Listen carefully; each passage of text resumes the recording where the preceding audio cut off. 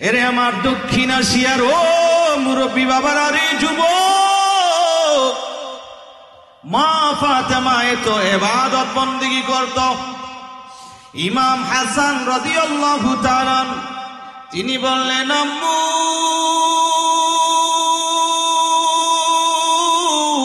এত ইবাদত করে কোনদিন শুনলাম না নিজের জন্য দোয়া করতে।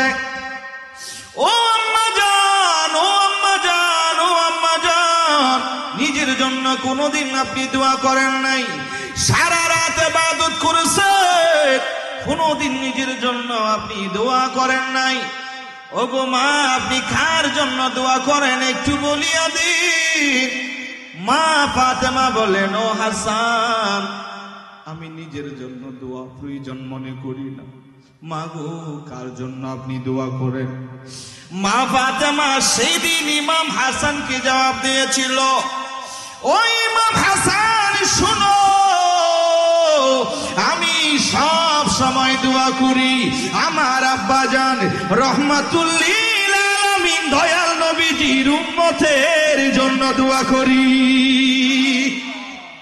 আমি আল্লাহর দরবারে আমি ফাতেমা দোয়া করি, ও দয়ার মালিক রহমাতুল লিল আলামিন নবীর গুনাহগার উম্মতদেরকে ক্ষমা করে দাও, আল্লাহ মাফ করিয়া দাও।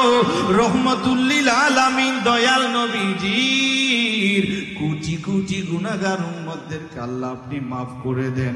আমি মা ফাতেমার এই দোয়াটাই সব সময় আল্লাহর দরবারে থাকে। ও শুধু তাই নয়, ও ইমাম হাসান শোনো, কাল কিয়ামতের ময়দানে ও আমি ফাতেমা আল্লাহর দরবারে দাঁড়ায়া যাব, রে মালিক আমার হুসাইনের কি অপরাধ ছিল, আমার হুসাইনের কি দোষ ছিল? ওই কুফার মানুষেরা দাওয়াত দিয়া আমার কলিজার টুকরা ইমাম হুসাইনরে দাওয়াত দিয়া মেহমান বানাইয়া কুফার জমিনে নিয়ে গেছে। কুফার জমিনে গেছে, কোন মানুষ মেহমানদারি করার জন্য বাড়িতে আসলে মেহমানদারি করতে হয়, বাড়িতে মেহমান আসলে মেহমানদারি করতে হয়, খাওয়াইতে হয়। ও আমার ইমাম হুসাইনকে মেহমান বানাইয়া দাওয়াত দিয়া কুফার জমিনে নিয়ে গেছে। আমার ইমাম হুসাইন সেই কারবালার ময়দানে ওনার পরিবার পরিজন সবার জন্য পানি বন্ধ করিয়া সবাই শহীদ করিয়া দিছে। ও দয়ার মালিক, আমার কলিজার টুকরা ইমাম হুসাইনের কোন দোষ ছিল না রে আল্লাহ, আজকে বিচার চাই, আমার হুসাইনের বিচার চাই। সেই দিন আমি ফাতেমা আল্লাহর দরবারে বলবো, আল্লাহ আমার ইমাম হুসাইনের প্রতিটি রক্তের ফোঁটার বদৌলতে, প্রতিটি রক্ত মোবারকের ফোঁটার বদৌলতে, রক্ত মোবারকের উসিলায় আমি ফাতেমা আল্লাহর দরবারে একটা জিনিস চাইব। ও মা ফাতেমা আল্লাহর কাছে কি চাইবেন? মা ফাতেমা বলেন, সেই দিন আমি আল্লাহর কাছে যেই জিনিসটা চাইব সেটা হইল ইমাম হুসাইনের রক্ত মোবারকের উসিলায় রহমাতুল লিল আলামিন দয়াল নবীর কোটি কোটি গুনাহগার উম্মতের গুনাহ যেন মাফ করিয়া দে। আল্লাহু আকবার।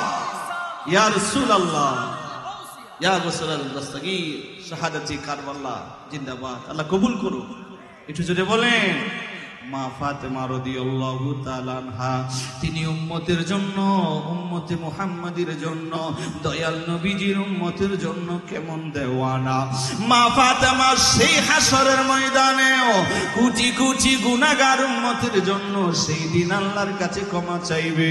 ও বাবাজিরা রে, দুনিয়ার জমিনে বিবাহ শাদী করেন, যেই মোহরানা আছে আমার মা ফাতেমা সেই মোহরানাগুলো উম্মতে মুহাম্মাদের জন্য দান করিয়া দিছে। মা ফাতেমা বলবে, আমার ওই মোহরানার সেই দানের উসিলায় রহমাতুল লিল আলামিন নবীর উম্মতের গুনাহ যেন মাফ করিয়া দে। আমি ফাতেমা চাইব রহমতুল লিল আলামিন দয়াল নবীজির উম্মতের গুনাহ যেন আল্লাহ মাফ করিয়া দেয়। সুবহানাল্লাহ বলে। মা ফাতেমা রাদিয়াল্লাহু তাআলা আনহা, মা ফাতেমা রাদিয়াল্লাহু তাআলা আনহা যদিও গরীব ছিল, সেই ঘরটার মধ্যে জান্নাতি পরিবেশ, সেই ঘরটার মধ্যে সুখ শান্তি আছে নাই? আমরা এসি রুমে থাকি, কত আরামায়েশে থাকি, আমাদের ঘরে সোফার অভাব নাই, আমাদের ঘরে হাত পালঙের অভাব নাই, কিন্তু অশান্তি আর অশান্তি। রুমের মধ্যে এসি আছে, তারপরে বলে হুজুর ঘুম আসে না। এসি রুমে থাকি, পাঁচতলায় থাকি, তারপরেও ঘুম হয় না। আর আম্মা জান আয়েশা সিদ্দিকা রাদিয়াল্লাহু তাআলা আনহা, তিনি আমার নবীজির ঘরে কত সুখ শান্তি ছিল। আর মৌলা আলী শের খুদা মা ফাতেমা, ওনাদের ঘরে দামি দামি সোফা না থাকলেও ওনাদের ঘরে আজকাল আমাদের দেশের মতো, আমাদের ঘরের মতো এত দামি দামি খাট পালং ছিল না, কিন্তু ওনাদের ঘরে সুখ শান্তি ওনাদের ঘরে ভরপুর ছিল। আলোচনা অনেক লম্বা, গভীর মনোযোগ বাবারা ও পর্দার অন্তরালের মা বোনেরা। আরেকটা হাদিস আপনাদেরকে শোনায়া দিই বাবা। একদিন আম্মা জান ফাতেমা রাদিয়াল্লাহু তাআলা আনহা, তিনি মাওলা আলী শের খুদার কাছে আরজ করলেন, ও প্রাণের স্বামী গো, ও মায়ার স্বামী গো, আমরা দুইজন রহমতুল লিল আলামিন দয়াল নবীজির কাছে যাইব। নবীরে বলবো, ইয়া রাসূলুল্লাহ, আপনার দরবারে কত বাঁধি আছে, আপনার দরবারে কত গোলাম থাকে, কত গোলামরা আপনার দরবারে আছে। ও নবীজি গো, যদি পারেন আমি ফাতেমার জন্য একটু করে একটা যদি গোলামের ব্যবস্থা করে দিতেন, তার মানে কাজের একটা মেয়ের যদি ব্যবস্থা করিয়া দিতেন, আমি ফাতেমার বড় কষ্ট হয়। ও ফটিয়ার দক্ষিণ এশিয়ার মা বোনেরা রে, আপনারা তো এসি রুমের মধ্যে ঘুমায়া থাকেন, আপনারা তো এসি রুমে ঘুমান আর সারাদিন টেলিভিশন দেখেন, 5 ওয়াক্ত নামাজটুকু পড়েন না। আর মা ফাতেমার জীবনী দেখো, মা ফাতেমা আটা পিষতে পিষতে, পিষতে পিষতে, রুটি বানাইতে বানাইতে মা ফাতেমার হাত মোবারকের চাট হইয়া যাইত। মা ফাতেমার হাতের মধ্যে টোয়া পড়ে যাইত, মা ফাতেমার হাতের মধ্যে এমন ভাবে টোয়া পড়ে যাইত। মা ফাতেমা এত পরিশ্রম করতো, আর আমার দেশের মা বোনেরা সারাটা দিন হয়তো মোবাইল নিয়ে ব্যস্ত থাকে, হয়তো টেলিভিশন নিয়ে ব্যস্ত থাকে, কোনো কাজকর্ম করে না, কোনো কাজকর্ম করে না। ওই বৃদ্ধ শ্বশুরটার খেদমত করে না, আর বৃদ্ধ শাশুড়ির খেদমত করে না, আরো পারলে জামাইরে বলিয়া আলাদা হইয়া যায়। কথা বলেন ঠিক না? রাগ করছেন নি বাবা? আপনারা রাগ করিয়েন না, এই দিকের গুলি বালা, ওই আমাদের অন্য দিকের, আমাদের দিকের গুলি বলতেছি, রাগটা করিয়েন না, আল্লাহ কবুল করো। মা ফাতেমার জীবনী দেখো, কত পরিশ্রমী মা ফাতেমা ছিল। মা ফাতেমার অনুসরণ করো রে আম্মু, মা ফাতেমার অনুসরণ করুন, মা ফাতেমার জীবনী পড়ো। মা ফাতেমা কেমন জীবন যাপন করেছে দেখুন। আম্মা জান ফাতেমা কেমন জিন্দেগি করেছে। কোন যুগে আসলাম রে বাবারা এখন আমরা।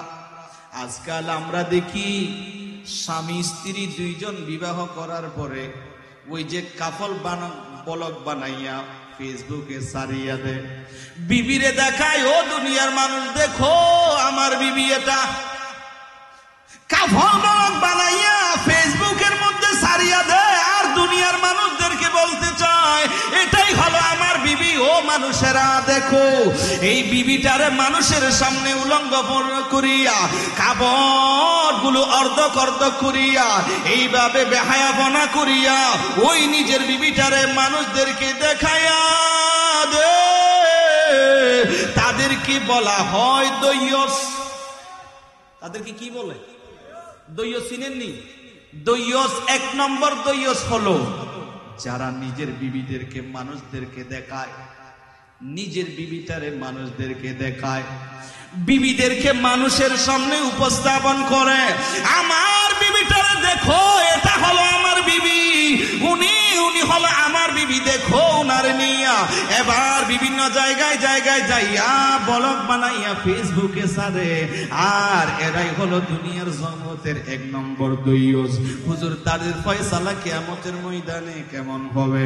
তাদের ফয়সালা এমন হবে, আমার নবীজি হাদিস পাকের মধ্যে বলেন, ও দুনিয়ার মানুষ,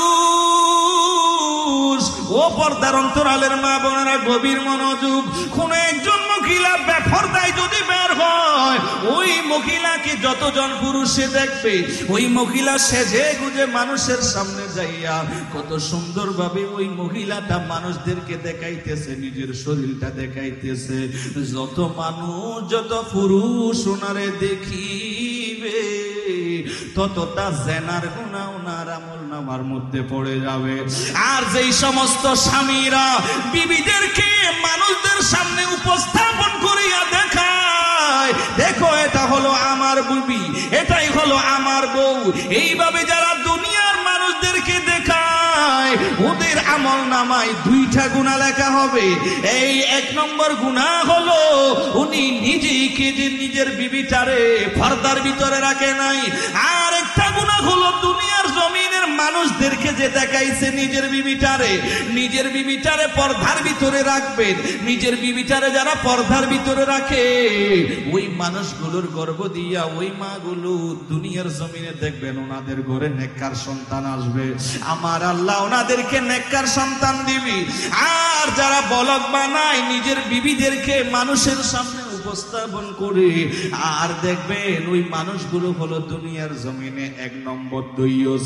এই মানুষগুলোর বড় শাস্তি হবে। তার মানে যত পুরুষ ওনাদেরকে দেখছে, ওনারা যত পুরুষ ওনাদেরকে দেখছে, সকলের এক একটা জেনার গুনাহ ওই মহিলার আমলনামায় উঠিয়া যাবে, আর ওই স্বামীর আমলনামায় উঠিয়া যাইবে। এই জন্যই হাত জোর করিয়া বলি, ও পর্দার অন্তরালের মা বোনেরা, যারা আজকের বয়ানটুকু শুনছেন, মা ফাতেমার জীবনী দেখুন, মা ফাতেমার অনুসরণ করুন। মা ফাতেমা এবং মৌলা আলী শেরে খোদা আমার নবীজির কাছে গিয়া বললেন, নবী গো, ইয়া রাসূলুল্লাহ, আমি ফাতেমার আঠা পিষ্টে পিষ্টে এই যে দেখেন এই হাতের মধ্যে জট হয়ে গেল, ইয়া রাসূলুল্লাহ, নবী গো, আপনার দরবারে কত বাঁধি আছে, যদি পারেন আমি ফাতেমার জন্য একটা কাজের মেয়ের ব্যবস্থা যদি করিয়া দিতেন, আমি ফাতেমার ঘরের জন্য যদি একটা কাজের মেয়ের ব্যবস্থা যদি করিয়া দিতেন। এই কথা শুনি আমার নবী দু চোখের পানি ছেড়ে দিল, আর বললেন, ফাতেমা তুমি কি জানো না রে মা, ওই যে আহলে সুফার দিকে দেখো, ওই আহলে সুফার সাহাবাই কেরামরা, তারা শরীরের মধ্যে পেটের মধ্যে পাথর বেঁধেছে রে মা। আহলে সুফারা কত কষ্ট করতেছে, থাকতে পারে না, মসজিদের বারান্দায় শুয়ে থাকে। ইসলামের জন্য তারা জিহাদ করে নিজের জীবনটা দিয়ে দেয়, ঠিক মতো খাইতে পারে না রে মা। ও ফাতেমা দেখো, ওই আহলে সুফাদের দিকে তুমি দেখো, খাবার নাই, পেটের মধ্যে তারা পাথর বেঁধেছে। আর ও ফাতেমা, আমি তোমার একটা কাজের মেয়ে দিব। ও ফাতেমা, না রে মা, দুনিয়ার জমিনে যারা কষ্ট করে আখিরাতে তারা সুখ পায়, দুনিয়াতে একটু কষ্ট করো রে মা। আমার নবী শিখিয়ে দিলেন, রে ফাতেমা, কাজের মেয়ে তোমার লাগবে না। আহলে সুফারা দেখো কত কষ্ট করতেছে, পেটের মধ্যে ওনারা পাথর বেঁধেছে। এই পেটের মধ্যে পাথর বাঁধার এই দৃশ্য আমরা যখন ফিলিস্তিনের মানুষের পেটের মধ্যে যখন দেখি, ওই আহলে সুফাদের কথা আমাদের মনে পড়ে যায়। ওই আহলে সুফারা পেটের মধ্যে পাথর বেঁধেছে, আর খন্দকের যুদ্ধে যে সাহাবায়ে কেরামরা আমার নবীজি পেটে পাথর বেঁধেছিল, ওই দৃশ্যটা মনে পড়ে যখন ফিলিস্তিনের মানুষের পেটের মধ্যে যখন পাথর বেঁধে।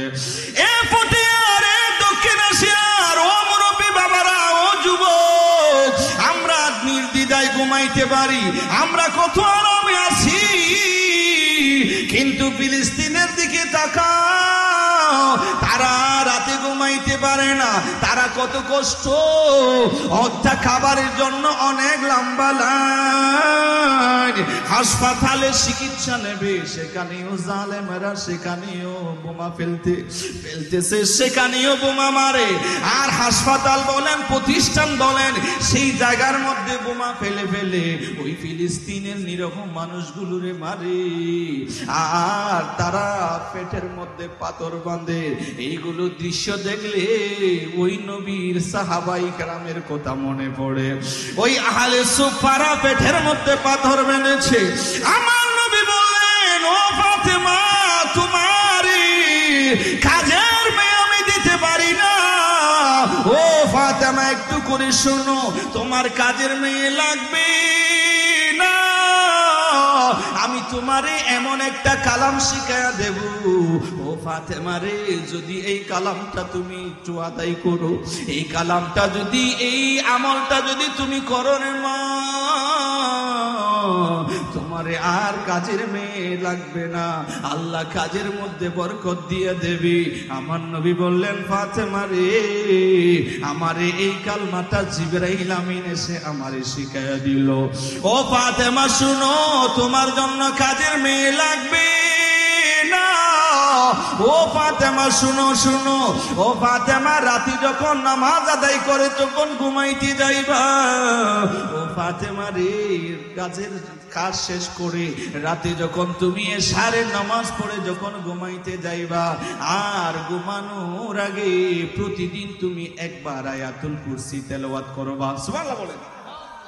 একবার আয়াতুল কুরসি পড়বা, একবার আয়াতুল কুরসি তেলাওয়াত করবা। নবী শিখিয়ে দিলেন, ফাতেমা রে, প্রতিদিন ঘুমানোর আগে তুমি একবার আয়াতুল কুরসি তেলাওয়াত করিও। ও ফাতেমা শুনো, ফজর, জোহর, আসর, মাগরিব, এশা 5 ওয়াক্ত নামাজ আদায় করিয়া আর ওই যাই নামাজের মধ্যে বসিও, ও ফাতেমা রে, এই আমলটা তুমি একটু করিও। আমার নবী শিখিয়ে দিলেন, রে ফাতেমা, এই আমলটা করিও, সুন্দরভাবে তুমি নামাজ আদায় করার পরে ওই যাই নামাজের মধ্যে সুন্দরভাবে বসিও। যাই নামাজে সুন্দরভাবে বসিয়া, এ ফাতেমা শুনো, ওই নামাজ শেষ করার পরে তুমি 33 বার সুবহানাল্লাহ পড়িও। ও ফাতেমা, 33 বার সুবহানাল্লাহ পড়িও, আর 33 বার আলহামদুলিল্লাহ পড়িও। ও ফাতেমা রে, 34 বার তুমি আল্লাহু আকবার বলিও। সর্বমোট কয়বার হলো? মনোযোগ মনে হয় নাই, আমার এদিকে মনোযোগ নাই বাবা।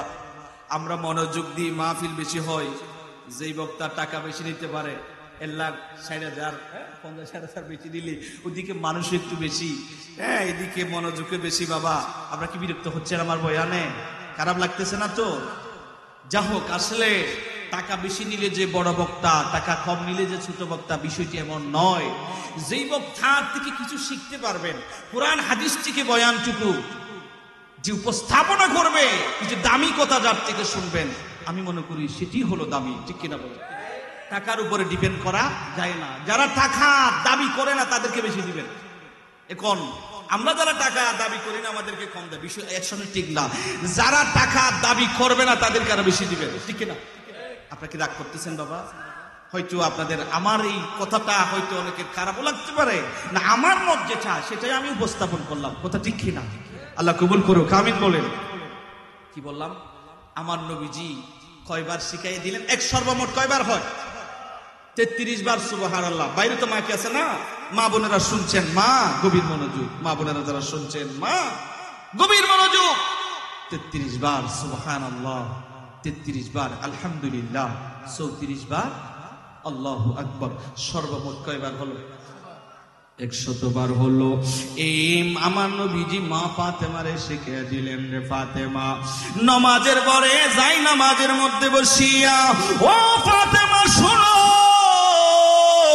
এই তাসবিহগুলো তুমি আদায় করবা, আর এই তাসবিহগুলো আদায় করিও।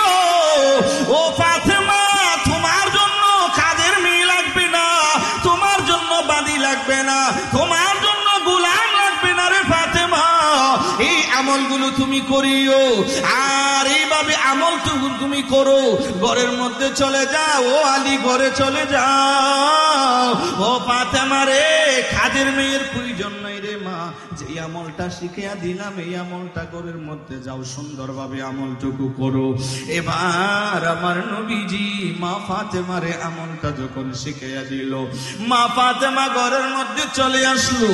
আর মা ফাতেমা ঘরের মধ্যে আসিয়া প্রতি ওয়াক্ত নামাজের পরে পরে এই আমলটুকু করা আরম্ভ করলো। আর মা ফাতেমা প্রতিদিন শোয়ার আগে আয়াতুল কুরসি পড়া আরম্ভ করলো। এইভাবে মা ফাতেমা আমলটুকু যখন করে, আর ইমাম হাসান হুসাইনের সময়ে মা ফাতেমা দেখি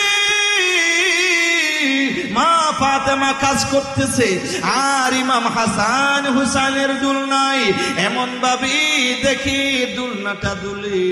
মা ফাতেমা দেখলেন কিছুক্ষণ পরে যাইয়া দুলনাটা অটোমেটিক দুলতেছে, কোন মানুষ নাই, কেউ দুলতেছে না, কিন্তু অটোমেটিক দোলনাটা দুলতেছে। আমার নবী কি বললেন, ইয়া রাসূলুল্লাহ, আপনি যেই তাসবিহটা আমারে শিখিয়ে দিলেন, ও মায়ার নবী, ওই তাসবিহটা আমি যখন আদায় করি, আমার ইমাম হাসান হুসেনের দুলনা দুলাইতে হয় না, ওই দোলনাটা অটোমেটিক দুলতেই থাকে। ইয়া রাসূলুল্লাহ, আমি যখন এই তাসবিহটা আদায় করি, আর আমার কাজের মধ্যে বরকত হয়, আমার রিজিকের মধ্যে বরকত হয়, মওলা আলী শের খোদা রিজিকের মধ্যে বরকত আসলো। মা ফাতেমা বললেন, ঘরের মধ্যে বরকতটা বেড়ে গেল। আজকাল আমাদেরকে বলে, হুজুর এত টাকা ইনকাম করি, তারপরেও মাস শেষে এত কর্জ কেন, বরকতটা পাই না। এত টাকা ইনকাম করি, তারপরেও বরকত নাই।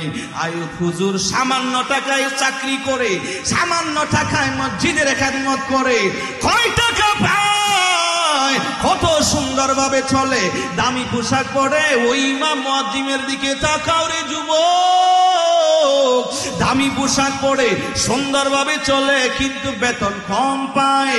হুজুর এটা কেমনে হয়?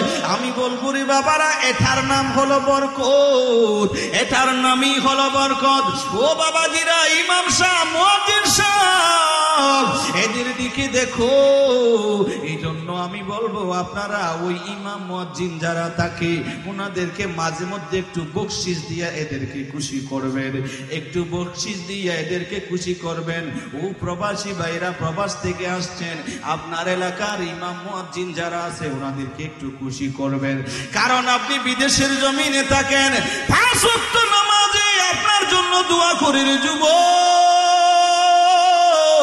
আল্লাহর দরবারে দোয়া করে, আল্লাহ এই এলাকার অমুক প্রবাসী বাইরে কবুল করে নাও, সহি সালামতে রাখিও, বলে বলে নামাজের পরে আপনার ইমাম সাহেব দোয়া করে। এই জন্য ইমাম সাহেবের একটা হক থাকে, মাঝে মধ্যে যদি পারেন কিছু হাদিয়া দিয়া ইমাম সাহেব থেকে একটু দোয়া নেবেন রে বাবাজিরা। এই ইমাম সাহেব, মুয়াজ্জিন সাহেবেরা, এরা যখন দোয়া করবে, আমার আল্লাহ দোয়াটা কবুল করিয়া নিবে রে যুবক। আমরা এই জন্যই ভুলি রে বাবারা, এই তো সুন্দর ভাবে কেমনে চলে, এটার নাম হলো বরকত। মা ফাতেমা বলেন, যখন এই তাসবিহটা আদায় করি, ঘরের মধ্যে বরকত বেড়ে গেল, ঘরের মধ্যে রিজিকের ফরাগত হয়ে গেল, ঘরের মধ্যে এত বরকত আসলো। আর ইমাম হাসান হুসাইনের জন্য তেমন কষ্ট হয় না, দোলনাটা দুলতেই থাকে। মা ফাতেমা বলেন, একদিন আমি নবীজিরে বললাম, ইয়া রাসূলুল্লাহ, আপনার তাসবিহটা আমি আদায় করি, শিখিয়ে দিয়েছেন, সেই তাসবিহটা আদায় করি, কিন্তু অনেক সময় দেখি হাসান হুসাইনের দুলতে হয় না, দুলতেই থাকে। আমার নবী বললেন, ফাতেমা রে, যেই তসবিহটা তোমারে শিখিয়ে দিলাম রে মা, এই তসবিহটা যখন তুমি আদায় করো, আল্লাহর জিকির যখন তুমি করো, আমার আল্লাহ বলেন ও ফেরেশতা যাও যাও যাও, মা ফাতেমা আমার জিকির করে, ফাতেমা আমার জিকির করে, ও ফেরেশতা যাও হাসান হুসাইনের দুলনা দুলাইতে থাকো।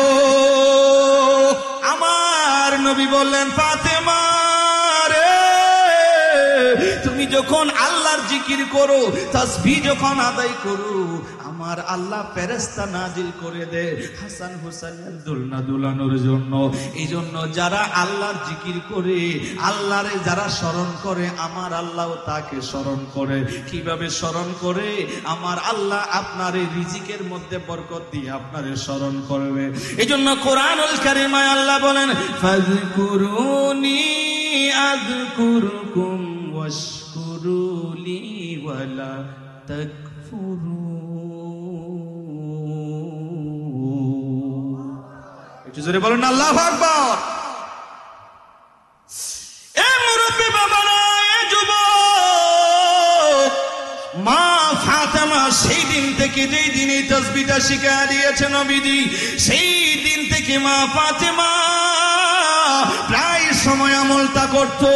ও পর্দার অন্তরালের মা, ও দক্ষিণ এশিয়ার ও মা বোনেরা রে, যারা আমার আজকের এই বয়ানটুকু শুনছেন রে মা, অনেক মা বোনেরা আছে দরজায় বসে বসে হুজুরদের বয়ানটুকু শুনে। ও মা বোনেরা রে, আপনাদেরকে বলছি, ও মা, ওই মা ফাতেমা যেই তাসবিহটা আদায় করত, আপনি আমলটা করেন। প্রতিদিন শোয়ার আগে আপনি আয়াতুল কুরসি পড়বেন।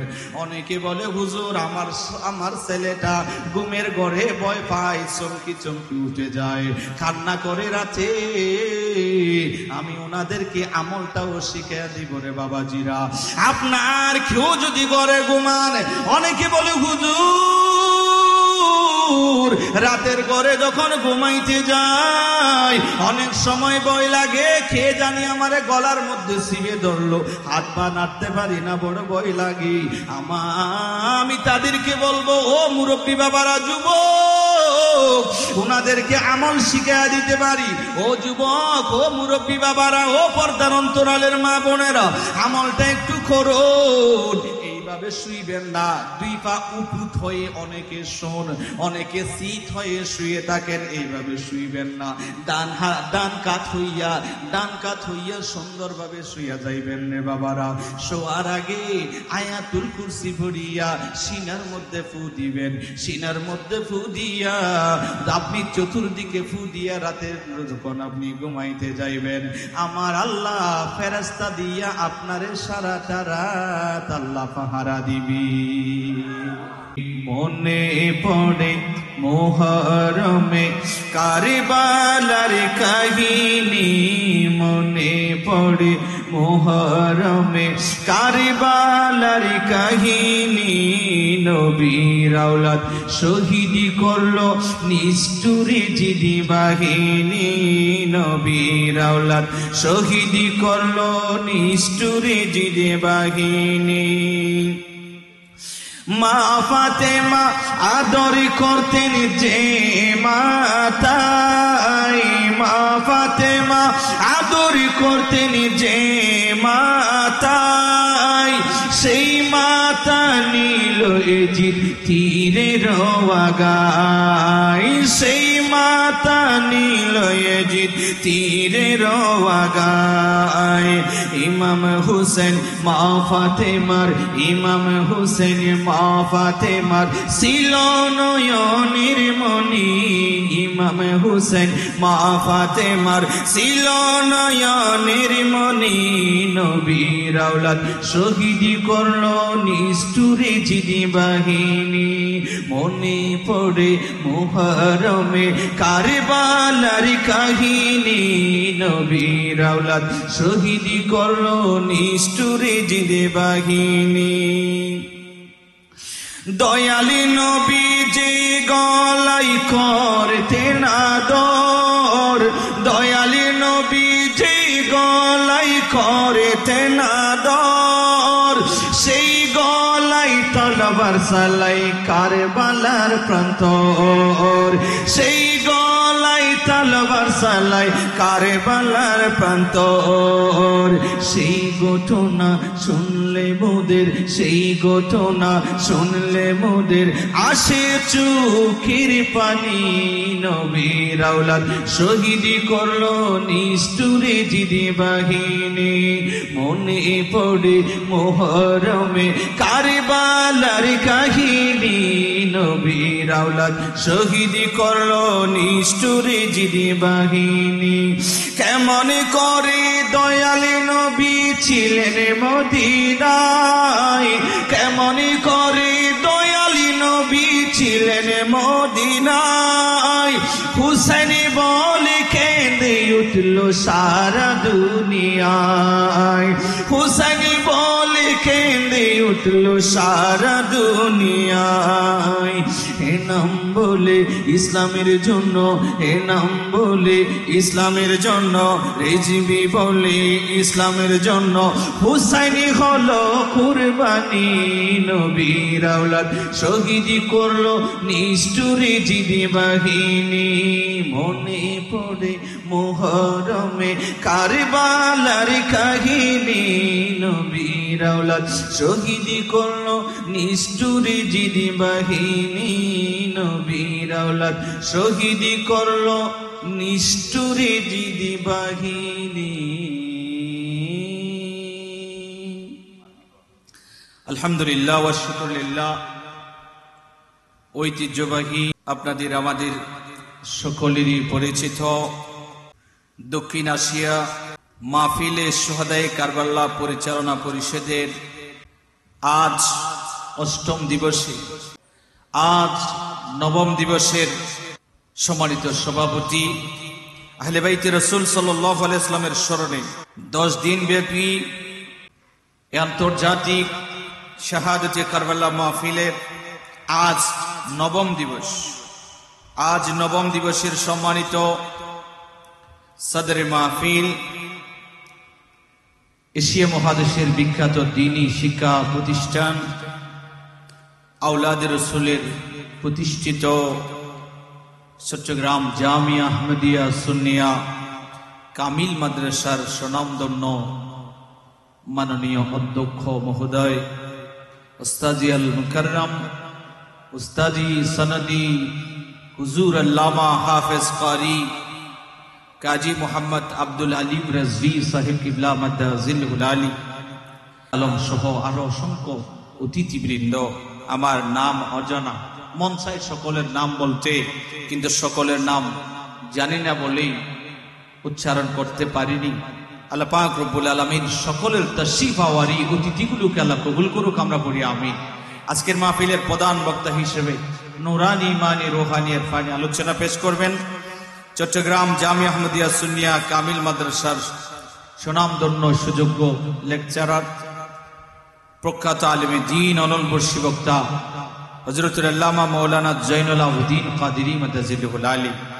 উপস্থিত আমার এলাকারই কৃতি সন্তান, মহেশখালীর কৃতি সন্তান, আপনাদের অত্র মসজিদের সম্মানিত খতিবে মুকাররম মুজাহিদে মিল্লাত হযরতুল আল্লামা জনাব হযরত মাওলানা আইয়ুব কাদেরী সাহেব কিবলা মাদ্দাজিলহুল আলী, আমার ডানে বামে অসংখ্য হযরত উলামা ইকরাম অতিথি বৃন্দ উপস্থিত, সামনে আমার মুরব্বী বাবাজিরা, নওজওয়ান ভাইয়েরা, স্কুল কলেজ, বিশেষ করে অত্র মাদ্রাসার ছাত্র ভাইয়েরা, আমি এলাকার মা বোনদেরকে একটু অনুরোধ করবো, আম্মু যদি পারেন একটু মেহরবানি করে আপনার ভাই ছেলে স্বামী একটু মেহরবানি করে যদি মাহফিলে পাঠাই দেন খুবই খুশি হব। সব চেয়ারগুলো খালি। আমাদের একটু অভ্যাস হইলো, আমরা যারা বক্তা মাহফিলে মানুষ না দেখলে কথা আসে না। তো আমি একটু অনুরোধ করবো আপনাদের হাত জোড় করে, আমি আসলে বয়ান করে সন্তুষ্ট করতে পারবো সেই যোগ্যতা নেই, তবে একটা অনুরোধ করছি আপনাদের, আহলে বাইতের স্মরণে মাহফিল, এই মাহফিলের অনেক দাম আছে না নাই বাবা?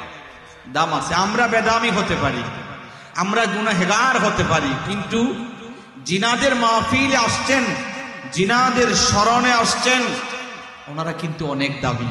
কথা বলেন ঠিক কিনা? ওই আহলে বাইতের উসিলায় হয়তো আল্লাহ আমাদেরকে মাফ করতে পারে কি পারে না? পারে। আমি মাইকের আওয়াজ যারা শুনছেন, আমার পর্দার আম্মু, আড়ালের আম্মুদেরকে বলবো, মা একটু মেহরবানি করে যদি আপনার ছেলে ভাই স্বামী একটা টুপি দিয়ে একটু মেহরবানি করে মাহফিলে যদি পাঠাই দেন, খুবই খুশি হব। সব চেয়ারগুলো খালি।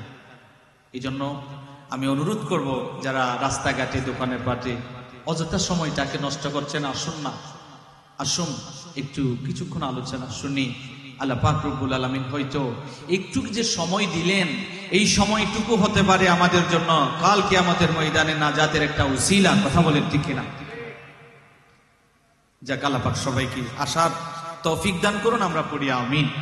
আসুন বাবাজিরা, আমাকে একটা এখানে বিষয় দিয়েছেন, সুন্দর একটা বিষয়। আমি এজন্য কমিটিকে, পরিচালনা পর্ষদকে আমি ধন্যবাদ, মোবারকবাদ জানাই এত সুন্দর একটা বিষয় দেওয়ার জন্য। আমাকে একটা বিষয় দিয়েছেন এখানে, হযরত মা ফাতেমাতুজ জাহরা রাদিয়াল্লাহু তাআলা আনহা এর জীবনের বিভিন্ন দিক আলোচনা এবং ওনাকে মা বলে সম্বোধন করা যাবে কিনা এ ব্যাপারে দালিলিক আলোচনা। খুবই সুন্দর একটা বিষয়, আমি ধন্যবাদ জানাই। এক একজন বক্তাকে আপনারা এক একটা বিষয় দেন, এটা খুবই ভালো। একজন বক্তার সাথে আরেকজনের আর মিল হবে না, এ কথা বলবে না যে সব বক্তারাই কি ওয়াজ করছে, এটা বলবেন। কারণ যেহেতু আপনারা বিষয় দিয়েছেন, বিষয়ের উপর আলোচনা হচ্ছে, ঠিক না? এটা খুবই সুন্দর, এই জিনিসটা আমার খুবই পছন্দ হয়েছে। তো আমি ছোট মানুষ, এলম কালাম তেমন নাই, চেষ্টা করবো এই বিষয়ের উপরে কিছু বলবার জন্য। আমি আসলে আপনাদের কাছ থেকে দোয়ার জন্য আসছি, বয়ান করে খুশি করতে পারবো সেই নিয়তে নয়। আল্লাহ পাক রব্বুল আলামিন আমাদেরকে আহলে বাইতের মুহাব্বত আল্লাহ আমাদের কলবে দান করুন। একটু জোরে বলেন না আমিন। আপনারা খুবই ভাগ্যবান। এটা দক্ষিণ এশিয়া না? এই দক্ষিণ এশিয়ার এটা যারা সহযোগিতা করছেন এই মাহফিল, যারা প্রথম শুরু থেকে যারা স্টার্ট করেছেন, আপনারা যারা দূরে আছেন, এই মাহফিলকে আপনারা যারা এখনো পর্যন্ত ধরে রেখেছেন, আপনারা, আমি আল্লাহর কাছে দোয়া করব আপনাদের পরবর্তী প্রজন্ম যেন ধরে রাখতে পারে, কিয়ামত পর্যন্ত এই মাহফিল যেন দায়েম আর কায়েম থাকে। আমরা আল্লাহর দরবারে দোয়া করি, আমাদের দোয়াকে আল্লাহ যেন কবুল করেন, পড়ি আমিন। আসুন, আমি কোরআনুল কারীমের একটু পুরো মুখতাসার আয়াত আপনাদের সম্মুখে তিলাওয়াত করেছি। আল্লাহ যদি তৌফিক দেন, এই আয়াতের পরিপ্রেক্ষিতে কিছু কথা বলবো যে আমার বিষয়ের উপরে। আমার আল্লাহ কোরআনুল কারীমের এই আয়াতের পরেও আরেকটি আয়াত আমার আল্লাহ আয়াতে মুবাহালা যেটাকে বলা হয়, সেখানেও আহলে বাইতের কথা স্মরণ করেছেন। এই আয়াতি কারিমে আল্লাহ বলেন, কুল, হে রাসূল আপনি বলুন, লা আসআলুকুম, আমি তোমাদের কাছে কোনো সওয়াল আমি নবী করব না, তবে একটা জিনিস আমি তোমাদের কাছ থেকে চাইব, সওয়াল করব, নবী গো আপনি কি চাইবেন? আমার আল্লাহ বলেন, হাবিব আপনি বলে দেন সেই জিনিসটা কি চাইবেন। ইল্লা, ইল্লাটা হরফে মুস্তাসনা। ইল্লা কেন ব্যবহার হয়? ওই পূর্বের যে কথা সেটাকে রহিত করবার ক্ষেত্রে এই শব্দটা ব্যবহার, ইল্লা। হ্যাঁ, চাইবো, কোনটা চাইবো? মাওয়াদ্দাতা ফিল কুরবা, আমি আল্লাহ চাইবো সেটা কি? আল্লাহ বলেন, হাবিব আপনি বলে দিন যে আমি চাইবো সেটা হলো, আমি নবীজি না থাকলেও আমার আহলে বাইত যারা আছে তাদের ভালোবাসাটা, উম্মত কতটুকু ভালোবেসেছো, তাদের স্মরণ কতটুকু করেছো, ইমাম হাসনাইনি কারিমাইনকে কতটুকু স্মরণ করেছো, এই জিনিসটুকু আমি নবী কাল কিয়ামতের ময়দানে চাইবো। এত কিছু তোমাদের জন্য করলাম না, তেমন কিছু চাচ্ছি না, ওই জিনিসটা চাচ্ছি কোনটা? যে আমি নবীজি চলে যাওয়ার পরে তোমরা আমি নবীর পরিবারকে কতটুকু ভালোবাসছো, তাদের মুহাব্বত কতটুকু, আমি নবী সেই জিনিসটা চাইবো। ও আশিয়ার মানুষেরা, আপনারা তো বড়ই ভাগ্যবান। সেই দিনটা আপনারা বলতে পারবেন, ইয়া রাসূলুল্লাহ আপনি নবীর আওলাদকে শুধু ভালোবেসেছি তা নয়, আপনি নবীর আওলাদের স্মরণে আমরা প্রতিটি বছর আশিয়ার জমিনে 10 দিন ব্যাপী শাহাদাতে কারবালা মাহফিল করেছি। কথা বলেন ঠিক না? তো বড়ই ভাগ্যবান আপনার, বড়ই ভাগ্যবান আমার বাবাজিরা। আসুন, কোরআনুল কারীমা আমার আল্লাহ সূরা, আমার আল্লাহ আয়াতি কারীমা নাজিল করেছে, আমার আল্লাহ আয়াতি কারীমা নাজিল করছেন। একদিন আমার নবীজি বের হলেন, যাইতে যাইতে কত দূর যাওয়ার পরে আমার নবীজির সাথে সাক্ষাৎ হলো। নবীজির সাথে সাক্ষাৎ হলো কিছু খ্রিস্টান ওনারাও আসলেন, নবীজির সাথে কথা বলবে, নবীজির সাথে একটু আলাপ আলোচনা করবে। আমার নবীজির সাথে ওনারা আলাপ আলোচনা করছেন। আমার নবীজি বললেন, নবীজিকে জিজ্ঞেস করলেন, ইয়া রাসূলুল্লাহ, আমরা খ্রিস্টানেরা, আমরা ঈসা রূহুল্লাহকে মানি, আপনারা আমাদের সেই নবী ঈসা রূহুল্লাহকে কেমন মানে? আপনাদের কি মনোযোগ আছে? আপনারা কেমন মানে? আমার নবীজিকে বললেন, ইয়া রাসূলুল্লাহ, একটু করে বলিয়া দাও, ঈসা রূহুল্লাহকে আপনারা কেমন মানেন? এ দক্ষিণ এশিয়ার মুরব্বী বাবারা, যুবক, নবীজি বললেন, ও নাজরানের খ্রিস্টানিরা, ঈসা রূহুল্লাহ তিনি একজন আল্লাহর পয়গম্বর। ও পটিয়ার, ও মুরব্বী বাবারা, যুবক, নবীজি বললেন, ঈসা রূহুল্লাহ তিনি হলেন একজন আল্লাহর নবী, জিনার উপরে আমার আল্লাহ ইনজিল কিতাব নাজিল করেছে। আমার আল্লাহ ইনজিল কিতাব নাজিল করেছে। জিনারে আমার আল্লাহ বাবা ছাড়া জিবরাইল আলাইহিস সালামের ফুর মাধ্যমে আমার আল্লাহ ওই ঈসা রূহুল্লাহরে আমার আল্লাহ পয়দা করেছে। আমার আল্লাহ ঈসা রূহুল্লাহরে বাবা ছাড়া বানাইছে। ঈসা রূহুল্লাহরে আমার আল্লাহ জিবরাইলের ফু দিয়া আমার আল্লাহ ঈসা রূহুল্লাহরে বানাইছে। আর উনি একজন আল্লাহর নবী, জিনার উপরে আমার আল্লাহ ইনজিল কিতাব নাজিল করেছে। সুবহানাল্লাহ বলেন। ভাইকে একটু ইকু দিতে বলবো, সামান্য একটু ইকু দাও, ইকুটা একটু টানতা চলো, ইকু দাও। বাইরে আসেনি, একটু ইকু দাও ভাই। তো বাবা আল্লাহ কবুল করুক, আমিন বলেন। গভীর মনোযোগ। নবীজি বললেন, উনি হলেন আল্লাহর একজন নবী, জিনার উপরে আমার আল্লাহ ইনজিল কিতাব নাজিল করেছে। তিনি একজন আল্লাহর নবী, তিনি একজন আল্লাহর পয়গম্বর, আল্লাহর একজন নবী, জিনার উপরে ইনজিল কিতাব নাজিল করেছে। উনি হলেন ঈসা রূহুল্লাহ। নাজরানের খ্রিস্টানরা বললেন, ও মায়ার নবী, আপনি যে আকীদা পোষণ করেন আমরা সেই আকীদা পোষণ করি না। বলে, আপনারা কি আকীদা পোষণ করেন? ওই নাজরানের খ্রিস্টানেরা বললেন, ইয়া রাসূলুল্লাহ, নবীজি গো, আপনি যে বললেন ঈসা রূহুল্লাহ, তিনাকে আমার আল্লাহ জিবরাইলের ফুর মাধ্যমে ওনারে পয়দা করেছে, কিন্তু আমরা খ্রিস্টানেরা এটা আকীদা রাখি না। বলে, আপনারা কি রকম আপনারা আকীদা রাখেন? বলে, আমরা মনে করি ঈসা রূহুল্লাহর যেহেতু বাবা নাই, সেহেতু আমার আল্লাহ হলো ঈসা রূহুল্লাহর বাবা। নাউজুবিল্লাহ বলেন। ঈসা রূহুল্লাহর বাবা নাই, সেজন্য বাবা আমার আল্লাহ।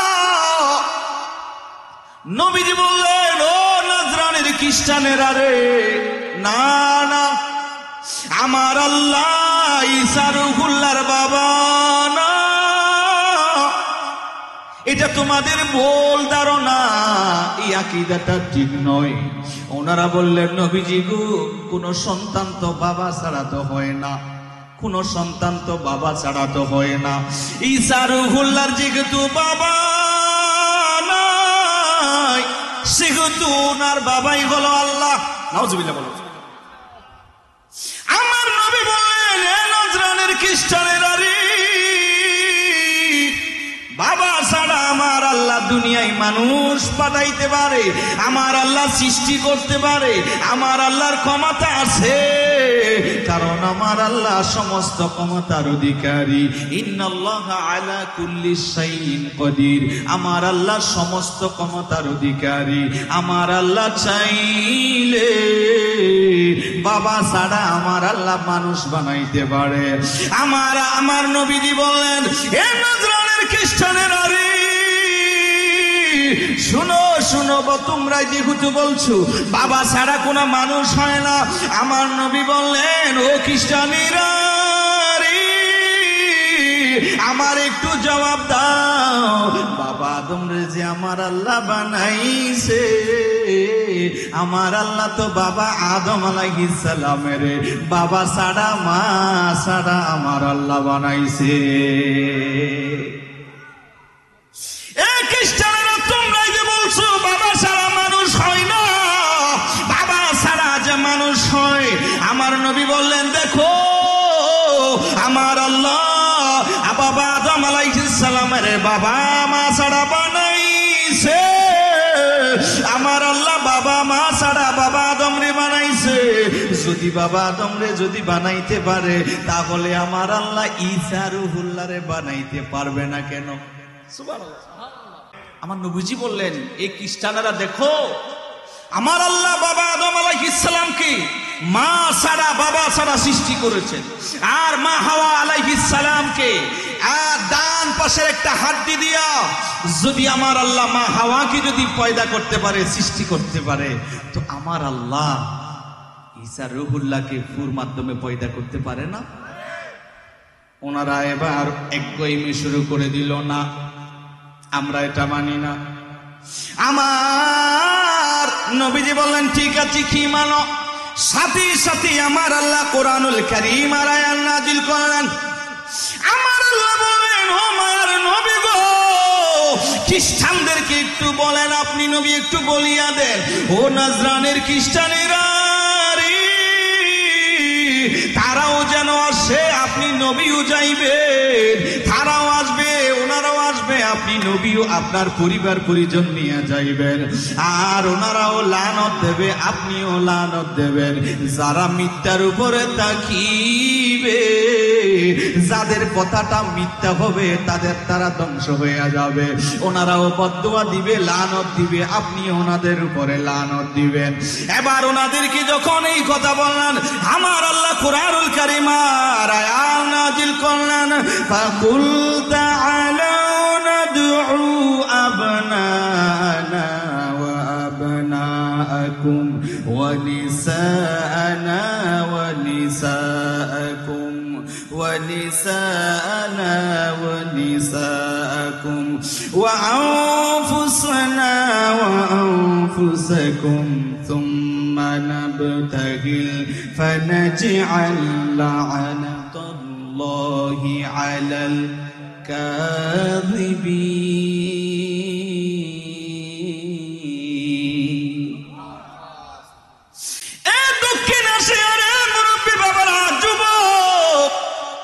আমার আল্লাহ বলেন ও মায়ার নবী, আপনি তাদেরকে আহ্বান করেন, ওনারাও আসবে, আপনি নবীও যাবেন, ওনারা নিজেরাও আসবে, আপনি নবী নিজেও যাবেন, ওনাদের মহিলারাও আসবে, আপনি নবীর পক্ষ থেকে মা ফাতেমাও যাবে। সুবহানাল্লাহ বলেন। আমার নবীজি এবার এই কথা যখন বললেন, এবার ওনারা বললেন ঠিক আছে, আমাদেরকে 3টা দিনের জন্য আমাদেরকে সময় দাও। কয়দিন? 3টা দিনের জন্য সময় দাও। কিতাবে লেখি 3টা দিনের জন্য ওনারা সময় চাইল। আমার মায়ের নবী দয়াল নবী 3টা দিনের জন্য সময় দিল। এবার 3 দিন যখন হইছে, ওই খ্রিস্টানদের ভিতরে বড় একজন আলেম ছিল, তাদের ওই আলেমের নাম হলো আব্দুল মসিহ। নাম কি? আব্দুল মসিহ। খ্রিস্টানদের মধ্যে ওনার মতো, এই সময়ের মধ্যে ওনার মতো বড় আর জ্ঞানী তাদের মধ্যে আর নাই। ওনাকে নিয়ে ওনার কাছে ইনজিল কিতাবের বড় আলেম ছিল তিনি। এবার বড় আব্দুল মসিহ খ্রিস্টানদের বড় আলেম, ওনাকে লইয়া এবার বললেন আসো, রহমতুল লিল আলামিন দয়াল নবীজির সাথে মুবাহালা হবে, মুনাজারা হবে। ওনারাও লানত দিবে, আমার নবীজিও লানত দিবে, যারা মিথ্যার উপরে থাকবে তারা ধ্বংস হয়ে যাবে। আব্দুল মসিহকে সামনে রাখলেন, আমার নবীজি আবার ডাক দিলেন, আলী কই, ও ফাতেমা তুমি কই? আমার নবী মৌলা আলীকে নিলেন, আমার নবী মা ফাতেমাকে নিলেন। আমার নবী ডাক দিলেন, আমার কলিজার টুকরা হাসান হুসেন কই? হাসান ইমাম হাসান হুসাইন দুইজন আসলো, আর আমার নবী সহ কয়জন হলো? এটা আওয়াজ দেন। 5 জন হলো। ওদেরকে বলা হয় পাক পাঞ্জাতন। সুবহানাল্লাহ বলে। আজকাল অনেকে পাক পাঞ্জাতন চিনে না। পাক পাঞ্জাতন মানে এটা একটা পারসি শব্দ। পাক মানে পবিত্র, পাঞ্জ মানে 5, তন মানে দেহ, 5টি পবিত্র দেহ। এরা কারা? আমার নবীজি, মাওলা আলী শেরে হুদা, মা ফাতেমাতুজ জাহরা রাদিয়াল্লাহু তাআলা আনহা, ইমাম হাসান এবং ইমাম হুসাইন। কয়জন? এরাই হলো পাক পাঞ্জাতন। একটু জোরে বলেন না সুবহানাল্লাহ। আমার নবীজি ওই 60 জনকে নিয়ে চলে যাচ্ছে নাজরানের খ্রিস্টানদের সাথে একটু মোনাজারা মুবাহালা হবে। আমার নবী ডাক দিলেন, আলী শুনো, ও ফাতেমা তুমিও শুনো, ও ইমাম হাসান হুসাইন শুনো, আমি নবী ওনাদের জন্য বদদুয়া করব, আর তোমরা একটু আমিন বলিও। আমি নবী বদদুয়া দেব, তোমরা আমিন বলবা। আমি নবী বদদুয়া দিব, তোমরাই আমিন আমিন বলবা। তোমাদের কিছু বলা লাগবে না। আমি নবী আমিন, আমি নবী বলবো, তোমরা শুধু আমিন আমিন বলবা। ওনারাও লানত দিবে, আর আমি নবী বদদুয়া করব, তোমরা 4 জন আমিন বলবা। আসো এবার মুবাহেলা হইবি। ওই খ্রিস্টানদের বড় আলেম আব্দুল মসিহকে সামনে নিয়ে খ্রিস্টানেরা আসা আরম্ভ করলো। এইদিকে আমার নবী পাক পাঞ্জাতন, আমার নবী যাইতেছে, ওইদিকে খ্রিস্টানেরা আসতেছে। অনেক দূর থেকে ওই আব্দুল মসিহ, খ্রিস্টানদের যিনি বড় আলেম ছিল, উনি আমার দয়াল নবীকে যখন দেখলো, হঠাৎ উনি দাঁড়িয়ে গেছে, আর তিনি সামনে যাই না। হঠাৎ তিনি দাঁড়ায় গেল। ইনি বললেন, আর আমি সামনে যাব না। সামনের দিকে আর আমি যাব না। বলে কেন? বলে সামনে যারা আসতেছে বড় ভয় লাগতেছে। এমন এক চেহারা দেখলাম, এমন এক নূরানি চেহারা আমি দেখতে পাইলাম, এমন এক নূরানি চেহারা আমি দেখতে পাইলাম। ওই চেহারার মানুষ, উনি যদি আমাদের জন্য বদদুয়া করে, আমার মন বলছি ওই নবী যদি আমাদের জন্য বদদুয়া করে, আমার আল্লাহ বড় পাথর আনিয়া, পাহাড় আনিয়া আমাদেরকে মুহূর্তের মধ্যে ধ্বংস করিয়া দেবে। আমার ভয় লাগতেছে, ওই নবী যদি বদদুয়া করে, উহুদ পাহাড়ের মতো বড় পাহাড় আমাদের মাথার উপর চাপাইয়া দেবে। আমি সামনের দিকে যাব না, সামনের দিকে কদম আমি বাড়াইতে পারবো না। ও খ্রিস্টানেরা, তোমরা যাইলে যাও, আমি যাইতে পারবো না। এবার খ্রিস্টানদের বড় আলেম যদি ফিজ মারে, আর খ্রিস্টানেরা কি সামনে যাবে? কয় আমাদের যিনি বড় ফিসাব, আমাদের যিনি বড় আলেম, তিনি জেনে শুনে যদি ভয় পায়, আমরা কেমনে ভয় না পাইব? আমরাও যাব না। এইভাবে ওনারা বললেন, ঠিক আছে আমরা যাব না। ঠিক আছে, তাইলে ওই নবী যদি এই মুহূর্তে বদদুয়া করিয়া দেয়, ধ্বংস হয়ে যাব। এবার ওনারা হাত উঁচু করিয়া ডাক দিলেন, নবীজি গো, আপনি আমাদের জন্য বদদুয়া করিন না।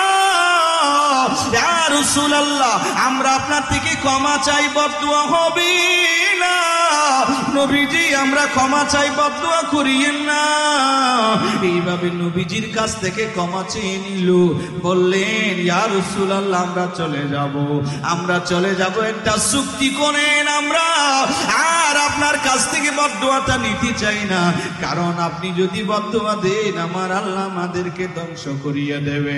ওনারা নবীর কাছ থেকে ক্ষমা চাইলেন, আর ওনাদের প্রতি আমার নবী আর বদদুয়া দেয় নাই।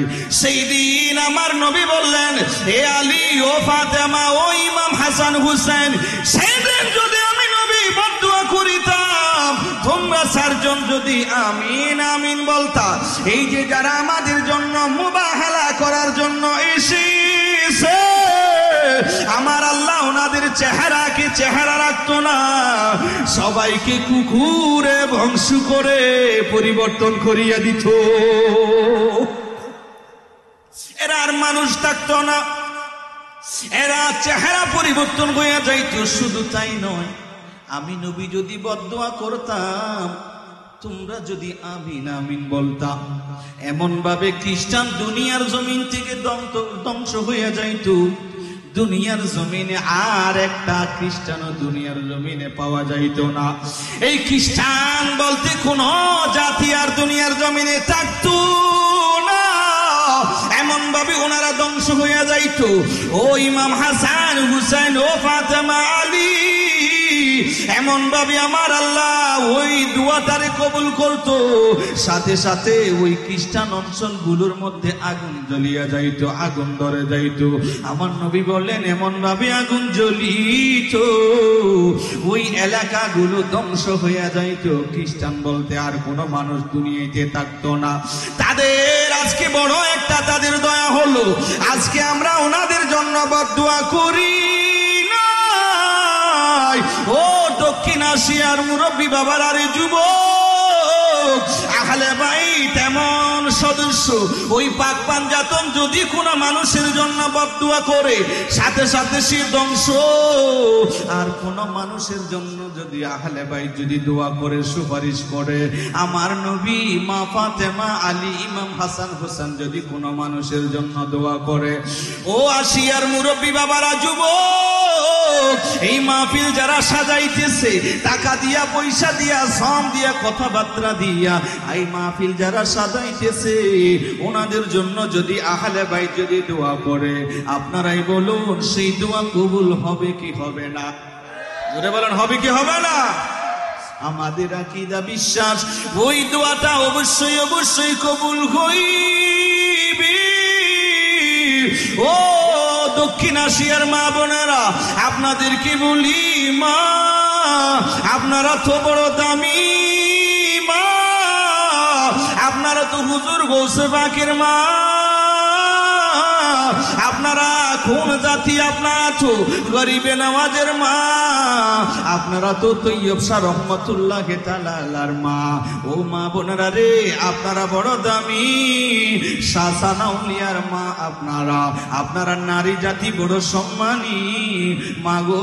যদি আপনার চরিত্রটা মা ফাতেমার মতো যদি হয়, আপনার আদর্শটা যদি মা ফাতেমার মতো যদি হয়, আমার আল্লাহ রাব্বুল আলামিন আপনার গর্ভ থেকে আল্লাহর ওলি দুনিয়ার জমিনে পাঠাইবে, ঠিক না?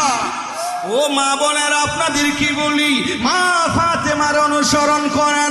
এ দক্ষিণ এশিয়ার মা বোনেরা রে, আপনাদের আদর্শ হলো, মডেল হলো মা ফাতেমা। কথা বলেন ঠিক না? মা ফাতেমার অনুসরণ করেন।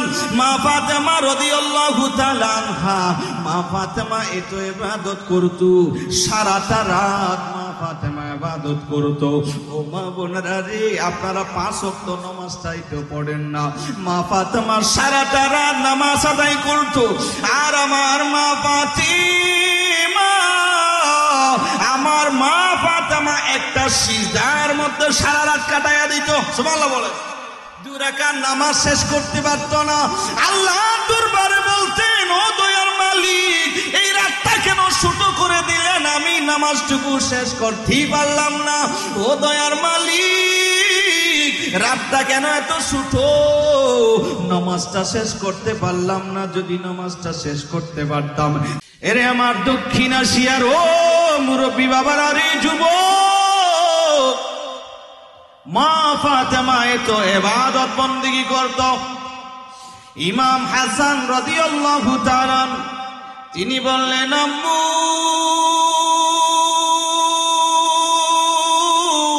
এত ইবাদত করে কোনদিন শুনলাম না নিজের জন্য দোয়া করতে।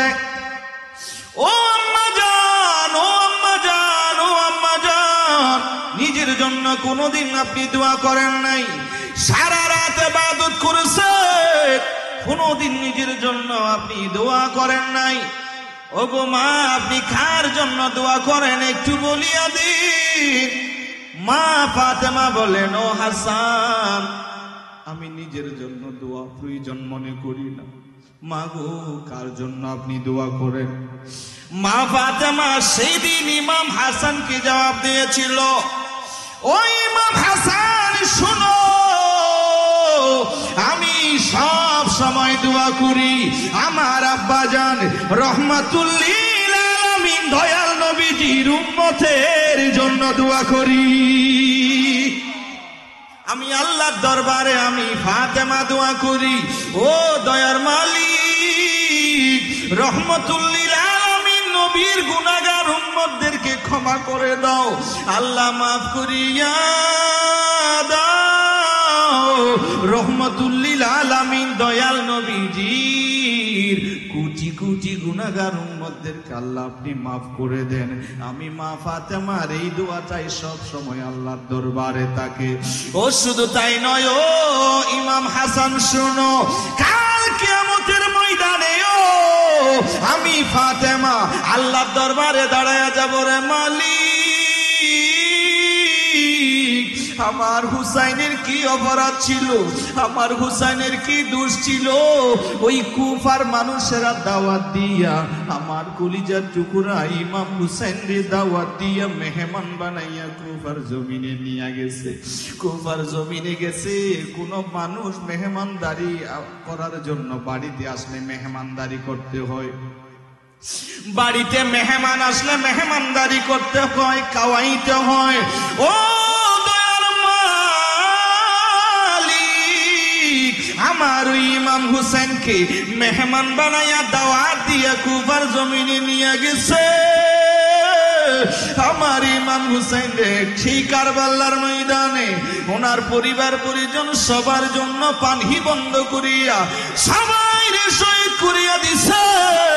ও দয়ার মালিক আমার কলিজার টুকরা ইমাম হুসাইনের কোন দোষ ছিল না রে আল্লাহ, আজকে বিচার চাই, আমার হুসাইনের বিচার চাই। সেই দিন আমি ফাতেমা আল্লাহর দরবারে বলবো, আল্লাহ আমার ইমাম হুসাইনের প্রতিটি রক্তের ফোঁটার বদৌলতে, প্রতিটি রক্ত মোবারকের ফোঁটার বদৌলতে, রক্ত মোবারকের উসিলায় আমি ফাতেমা আল্লাহর দরবারে একটা জিনিস চাইব। ও মা ফাতেমা আল্লাহর কাছে কি চাইবেন? মা ফাতেমা বলেন, সেই দিন আমি আল্লাহর কাছে যেই জিনিসটা চাইব সেটা হইল ইমাম হুসাইনের রক্ত মোবারকের উসিলায় রহমতুল লিল আলামিন দয়াল নবীজির কোটি কোটি গুনাহগার উম্মতের গুনাহ যেন মাফ করিয়া দে।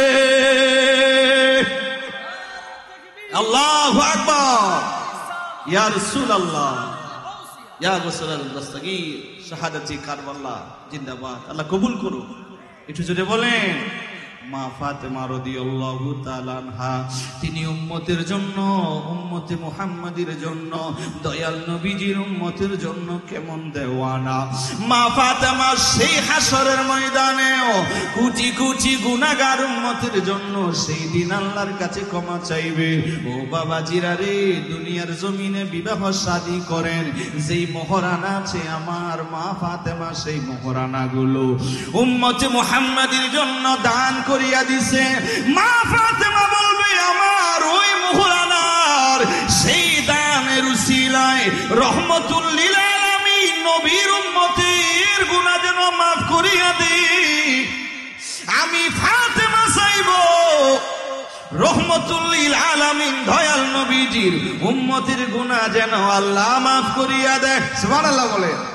মা ফাতেমা রাদিয়াল্লাহু তাআলা আনহা, মা ফাতেমা রাদিয়াল্লাহু তাআলা আনহা যদিও গরীব ছিল, যদি গরীব ছিল, সেই ঘরটার মধ্যে জান্নাতি পরিবেশ, সেই ঘরটার মধ্যে সুখ শান্তি আছে নাই? আমরা এসি রুমে থাকি, কত আরামায় এসে থাকি, আমাদের ঘরে সোফার অভাব নাই, আমাদের ঘরে হাত পালঙের অভাব নাই, কিন্তু অশান্তি আর অশান্তি। রুমের মধ্যে এসি আছে, তারপরে বলে হুজুর ঘুম আসে না। এসি রুমে থাকি, 5 তলায় থাকি, তারপরেও ঘুম হয় না।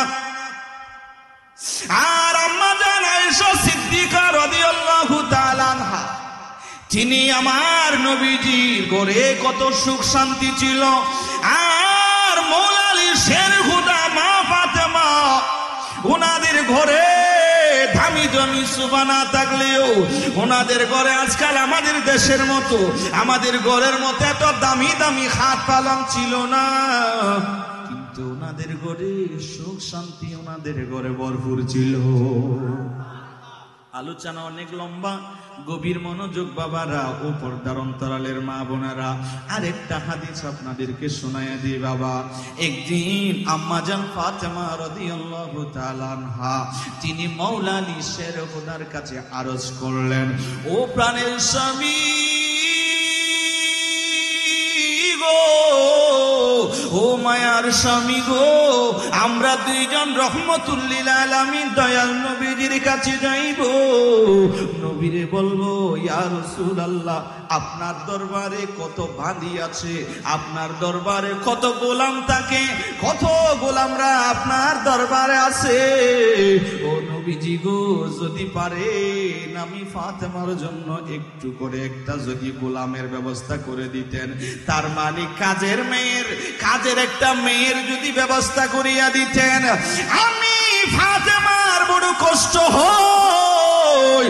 ও ফটিয়ার দক্ষিণ আসিয়ার মা বোনেরা রে, আপনারা তো এসি রুমের মধ্যে ঘুমায়া থাকেন, আপনারা তো এসি রুমে ঘুমান আর সারাদিন টেলিভিশন দেখেন, 5 ওয়াক্ত নামাজটুকু পড়েন না।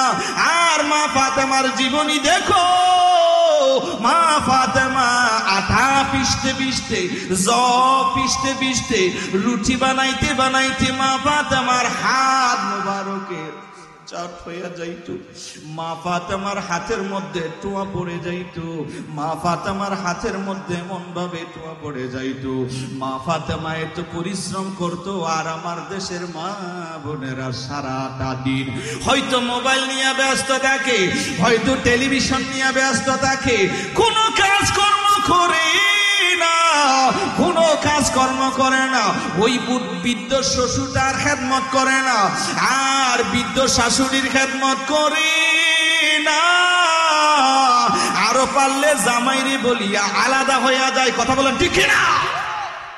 রাগ করছেন নি বাবা? আপনারা রাগ করিয়েন না, এই দিকের গুলি বালা, ওই আমাদের অন্য দিকের, আমাদের দিকের গুলি বলতেছি, রাগটা করিয়েন না, আল্লাহ কবুল করো। মা ফাতেমার জীবনী দেখো, কত পরিশ্রমী মা ফাতেমা ছিল। মা ফাতেমার অনুসরণ করো রে আম্মু, মা ফাতেমার অনুসরণ করুন, মা ফাতেমার জীবনী পড়ো। মা ফাতেমা কেমন জীবন যাপন করেছে দেখুন। আম্মা জান ফাতেমা কেমন জিন্দেগি করেছে। কোন যুগে আসলাম রে বাবারা এখন আমরা।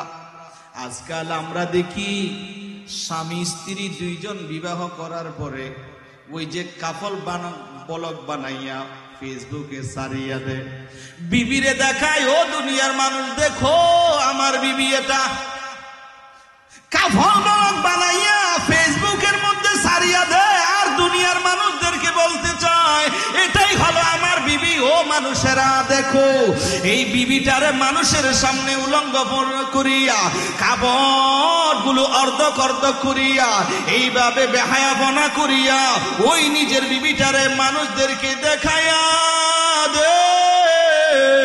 তাদেরকে বলা হয় দৈয়স। তাদেরকে কি বলে? দৈয়স। চিনেননি? দৈয়স 1 নম্বর দৈয়স হলো যারা নিজের বিবিদেরকে মানুষদেরকে দেখায়, নিজের বিবিটারে মানুষদেরকে দেখায়, বিবিদেরকে মানুষের সামনে উপস্থাপন করে, আমার বিবিটারে দেখো এটা হলো আমার বিবি, উনি হলো আমার বিবি, দেখো উনার নিয়া। এবার বিভিন্ন জায়গায় জায়গায় যাইয়া ব্লগ বানাইয়া ফেসবুকে ছাড়ে, আর এরাই হলো দুনিয়ার জগতের 1 নম্বর দৈয়স। হুজুর, তাদের ফয়সালা কিয়ামতের ময়দানে কেমন হবে? তাদের ফয়সালা এমন হবে, আমার নবীজি হাদিস পাকের মধ্যে বলেন, ও দুনিয়ার মানুষ, ও পর্দার অন্তরালের মা বোনেরা, গভীর মনোযোগ। কোন একজন মহিলা বেপরদায় যদি বের হয়, ওই মহিলাকে যতজন পুরুষে দেখবে, ওই মহিলা সেজে গুজে মানুষের সামনে যাইয়া কত সুন্দর ভাবে ওই মহিলাটা মানুষদেরকে দেখাইতেছে, নিজের শরীরটা দেখাইতেছে।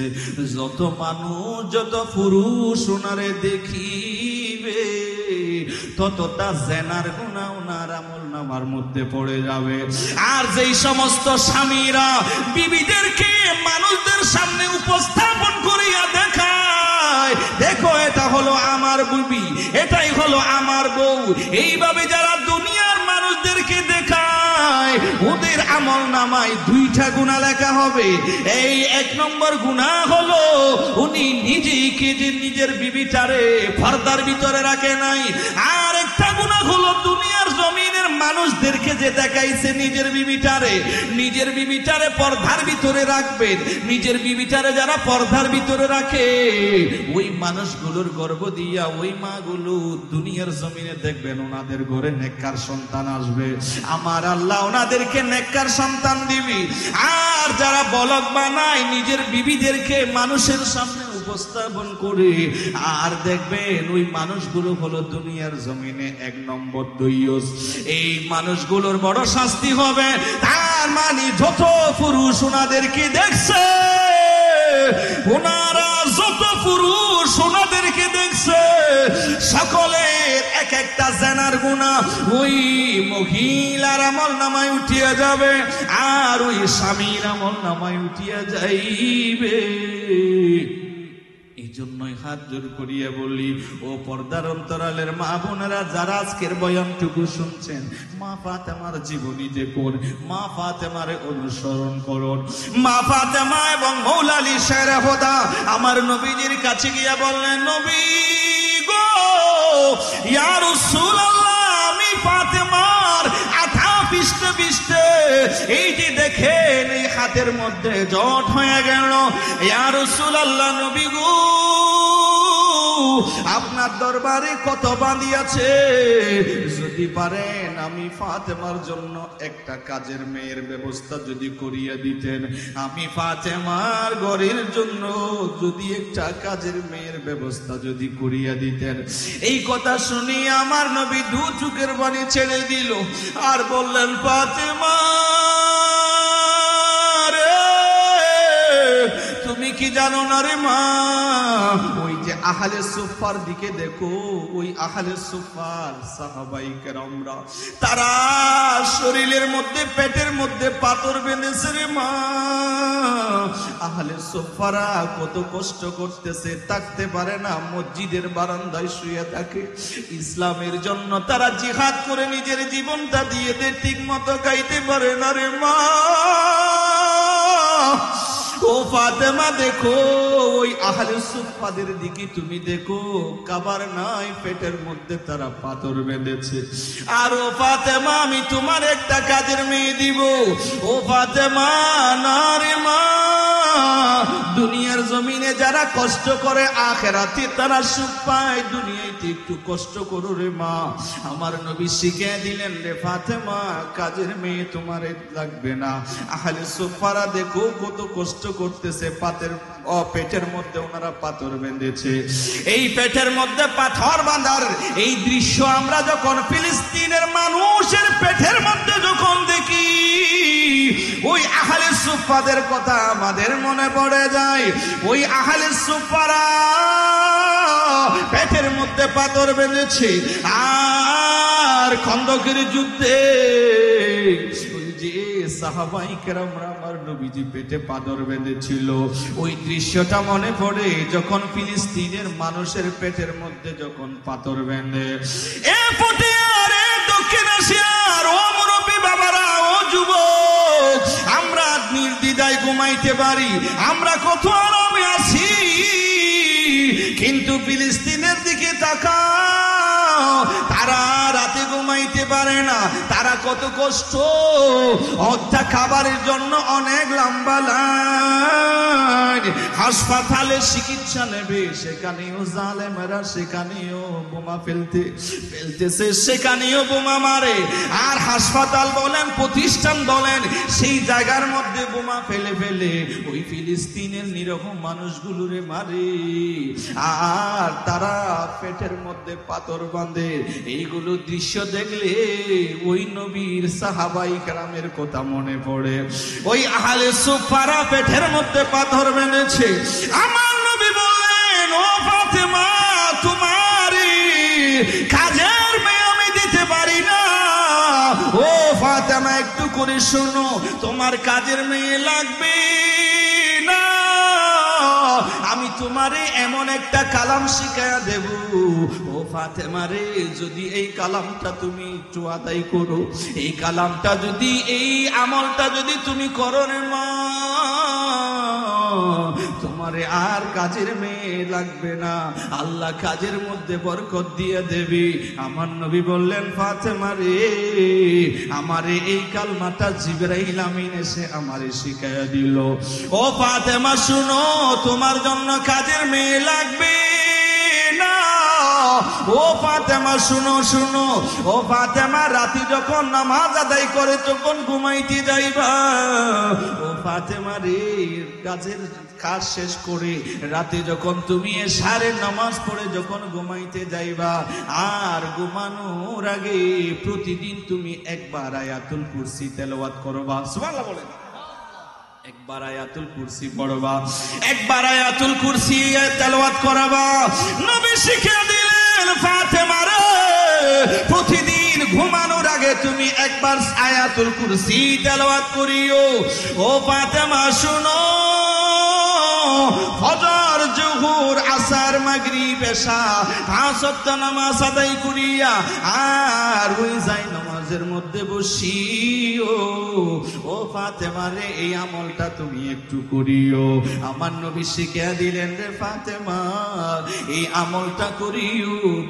সুন্দরভাবে তুমি নামাজ আদায় করার পরে ওই যাই নামাজের মধ্যে সুন্দরভাবে বসিও। যাই নামাজে সুন্দরভাবে বসিয়া এ ফাতেমা শুনো, ওই নামাজ শেষ করার পরে তুমি 33 বার সুবহানাল্লাহ পড়িও। ও ফাতেমা 33 বার সুবহানাল্লাহ পড়িও আর 33 বার আলহামদুলিল্লাহ পড়িও।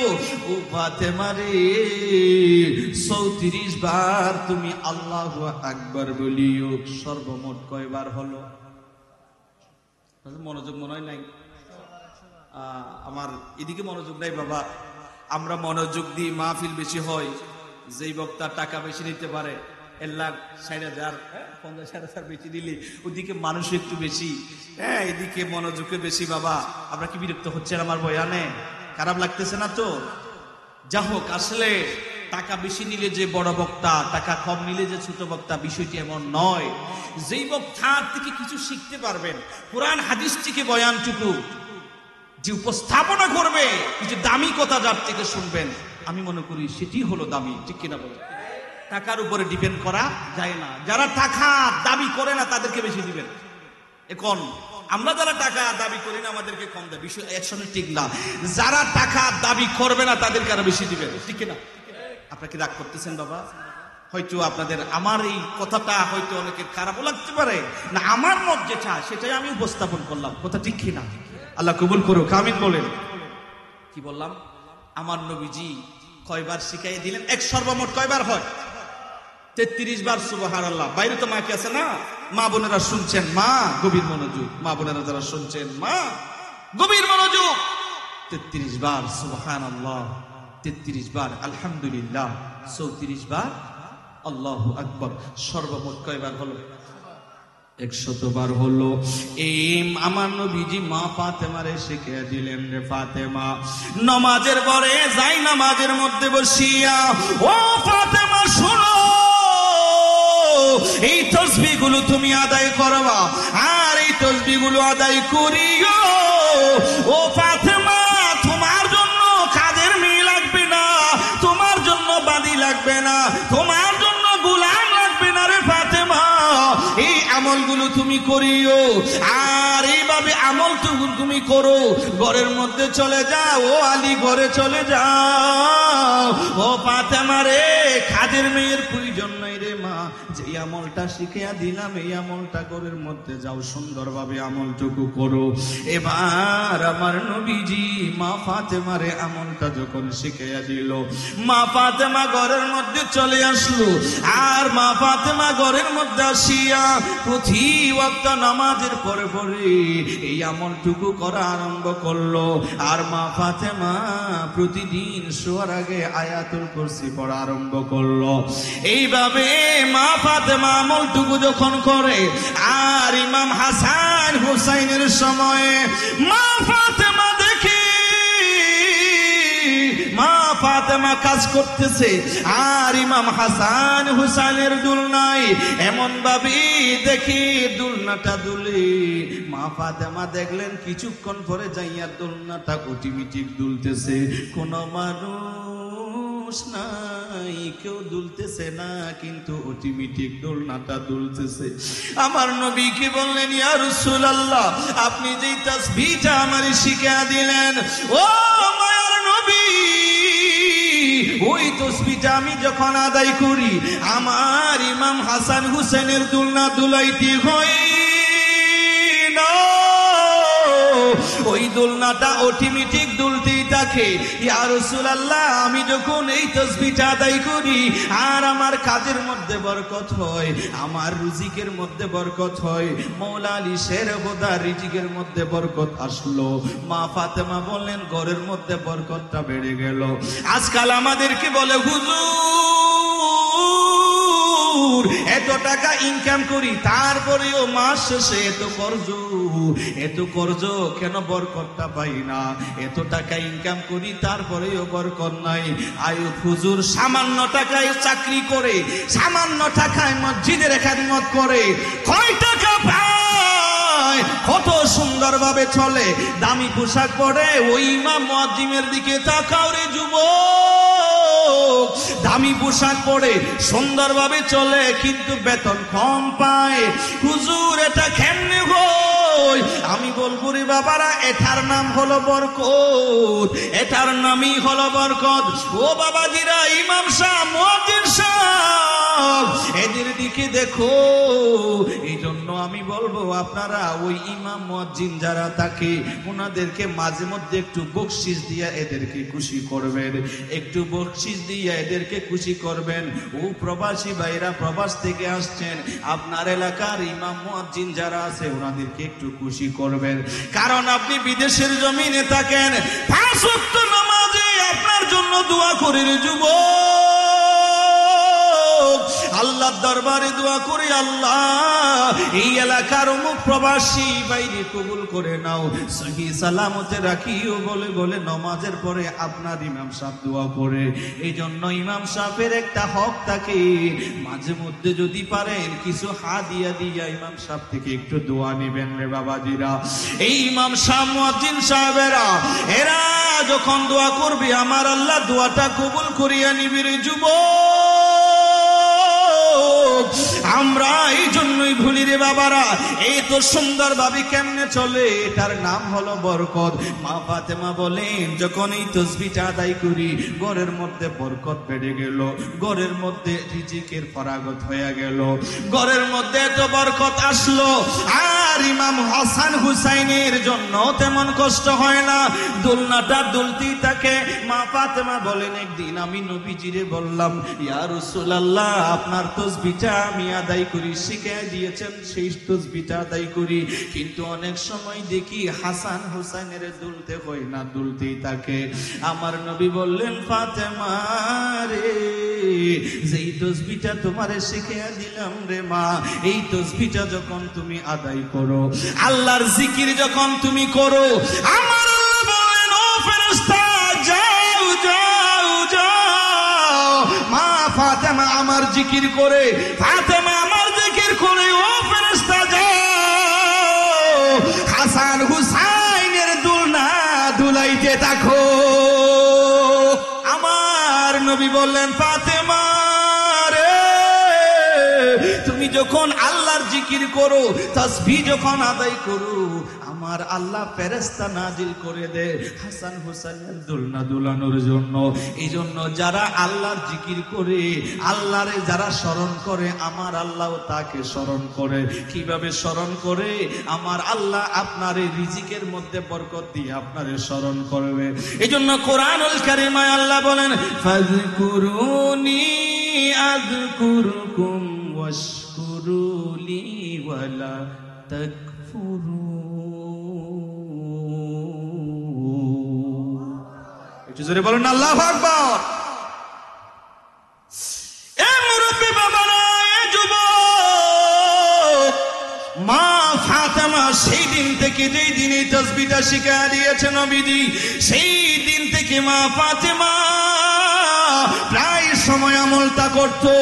ও পর্দার অন্তরালের মা, ও দক্ষিণ এশিয়ার ও মা বোনেরা রে, যারা আমার আজকের এই বয়ানটুকু শুনছেন রে মা, অনেক মা বোনেরা আছে দরজায় বসে বসে হুজুরদের বয়ানটুকু শুনে। ও মা বোনেরা রে, আপনাদেরকে বলছি, ও মা, ওই মা ফাতেমা যেই তাসবিহটা আদায় করত, আপনিও আমলটা করেন। প্রতিদিন শোয়ার আগে আপনি আয়াতুল কুরসি পড়বেন। অনেকে বলে হুজুর আমার ছেলেটা ঘুমের ঘরে ভয় পায়, চমকি চমকি উঠে যায়, কান্না করে রাতে। আমি ওনাদেরকে আমলটাও শিখিয়ে দিব রে বাবাজিরা। আপনার কেউ যদি ঘরে ঘুমান, অনেকে বলে হুজুর রাতের ঘরে যখন ঘুমাইতে যায় অনেক সময় ভয় লাগে, খেয়ে জানি আমারে গলার মধ্যে ছিঁড়ে ধরলো, হাত পা নাড়তে পারি না, বড় ভয় লাগে। আমি তাদেরকে বলবো, ও মুরব্বী বাবারা, যুবক, ওনাদেরকে আমল শিখিয়ে দিতে পারি। ও যুবক, ও মুরব্বী বাবারা, ও পর্দার অন্তরালের মা বোনেরা, আমলটা একটু করুন।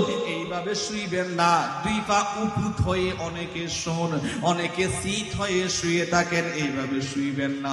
ডান কাত হইয়া সুন্দরভাবে শুইয়া যাইবেন রে বাবারা।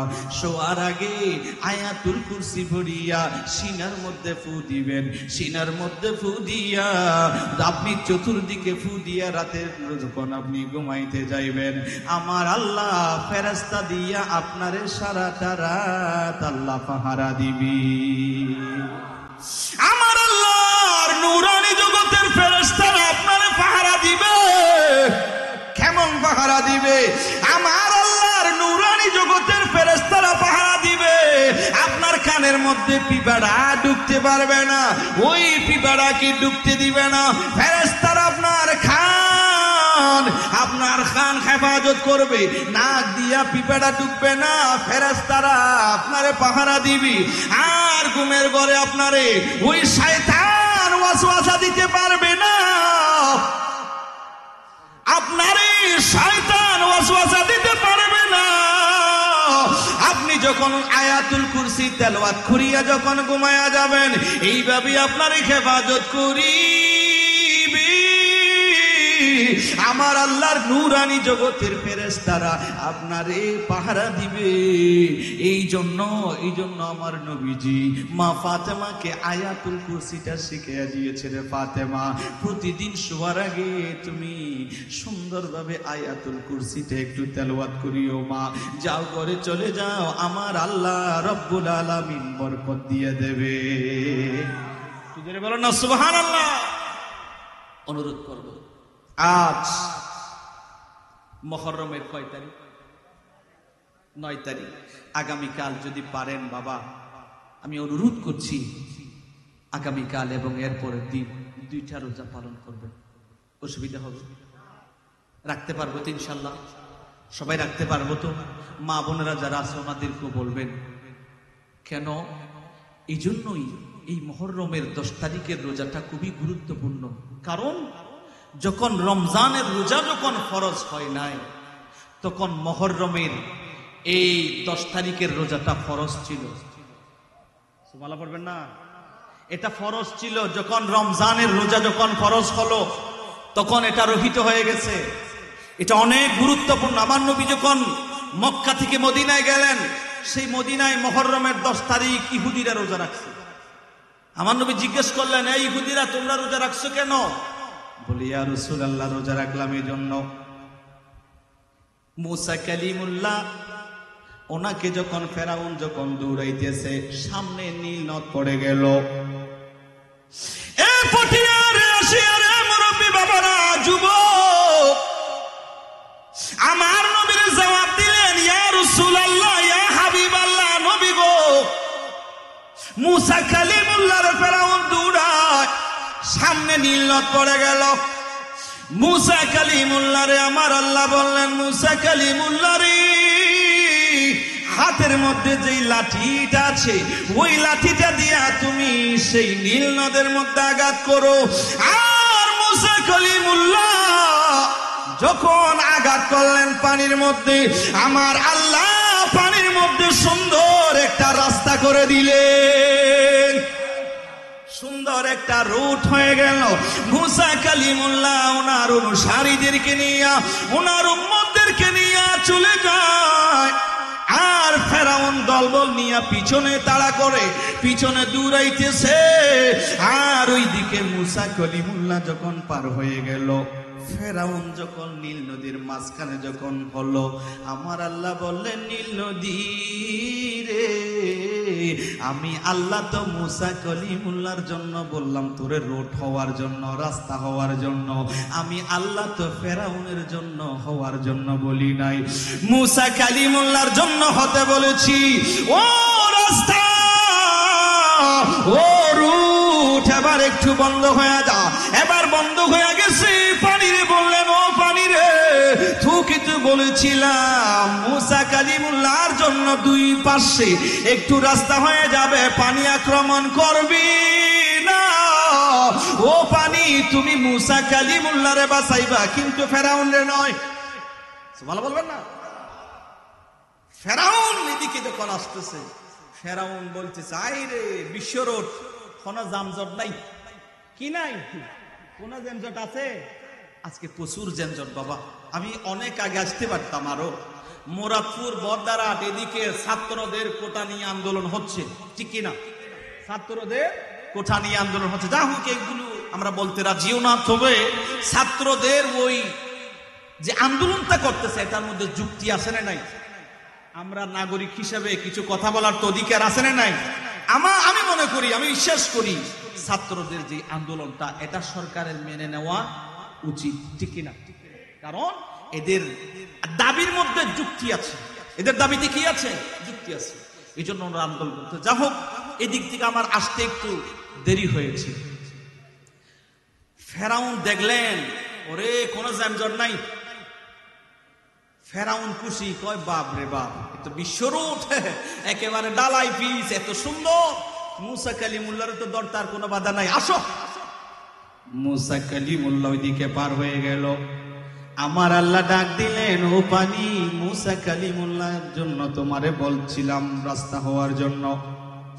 এ পানি, মুসা কালিমুল্লাহর জন্য রহমত, ফেরাউনের জন্য হইলা গজব। এ পানি, মুসা কালিমুল্লাহ পার হয়ে গেছে। এ পানি দুই দিক থেকে আসিয়া মুসা কালিমুল্লাহ যেহেতু পার হয়ে গেছে, ফেরাউন এবার দুই পাশ থেকে আসিয়া একটু ধ্বংস করিয়া দাও। আর আমার আল্লাহর অর্ডারটা পাইয়া এবার ওই পানি, নীল নদের দুই পানি আসিয়া ফেরাউন এবং দলবল ধ্বংস করিয়া দিছে। আমার আল্লাহ মুসা কালিমুল্লাহরে বাঁচাইলেন, ফেরাউন রে নীল নদের মধ্যে ধ্বংস করিয়া দিল। আমার নবীকে বললেন, ইয়া রাসূলুল্লাহ, ইয়া হাবিবাল্লাহ, নবীজি গো, এই জন্যই আমরা রোজা রাখি। কি জন্য? বলে মুসা কালিমুল্লাহ সেই দিন পার হয়ে গেছে, ফেরাউন সেই দিন ধ্বংস হয়ে গেছে। এটার খুশিতে আমরা সেই মুহররমের 10 তারিখ আমরা রোজা রাখি। সুবহানাল্লাহ। আমার নবীজিকে বললেন, ইয়া রাসূলুল্লাহ, সেই দিনের খুশিতে আমরা রোজা পালন করি। আর ও মুরব্বী বাবার, আরে যুবক, মুসা কালিমুল্লাহ রে আমার আল্লাহ সেই দিন পানি থেকে বাঁচাইলেন, সেটার জন্য যদি ইহুদিরা যদি রোজা পালন করিয়া যদি খুশি করতে পারে, যেই নবীরে না বানাইলে আমার আল্লাহ দুনিয়াটা বানাইতো না। সেই নবীর যেই দিন আগমন, ঈদ মিলাদুন নবী, ওই ঈদ মিলাদুন নবীর খুশি হইয়া হাতের মধ্যে পতাকা নিয়া জশ্নে জুলুস করতে পারি কি পারি না? জশ্নে জুলুস যখন আমরা নবীজির আগমনে খুশি হইয়া করি, সেই দিন আমাদেরকে বেদাতের ফতোয়া দেয়, আছে না? নারে তাকবীর, নারে রিসালাত, নারে গাউসিয়া।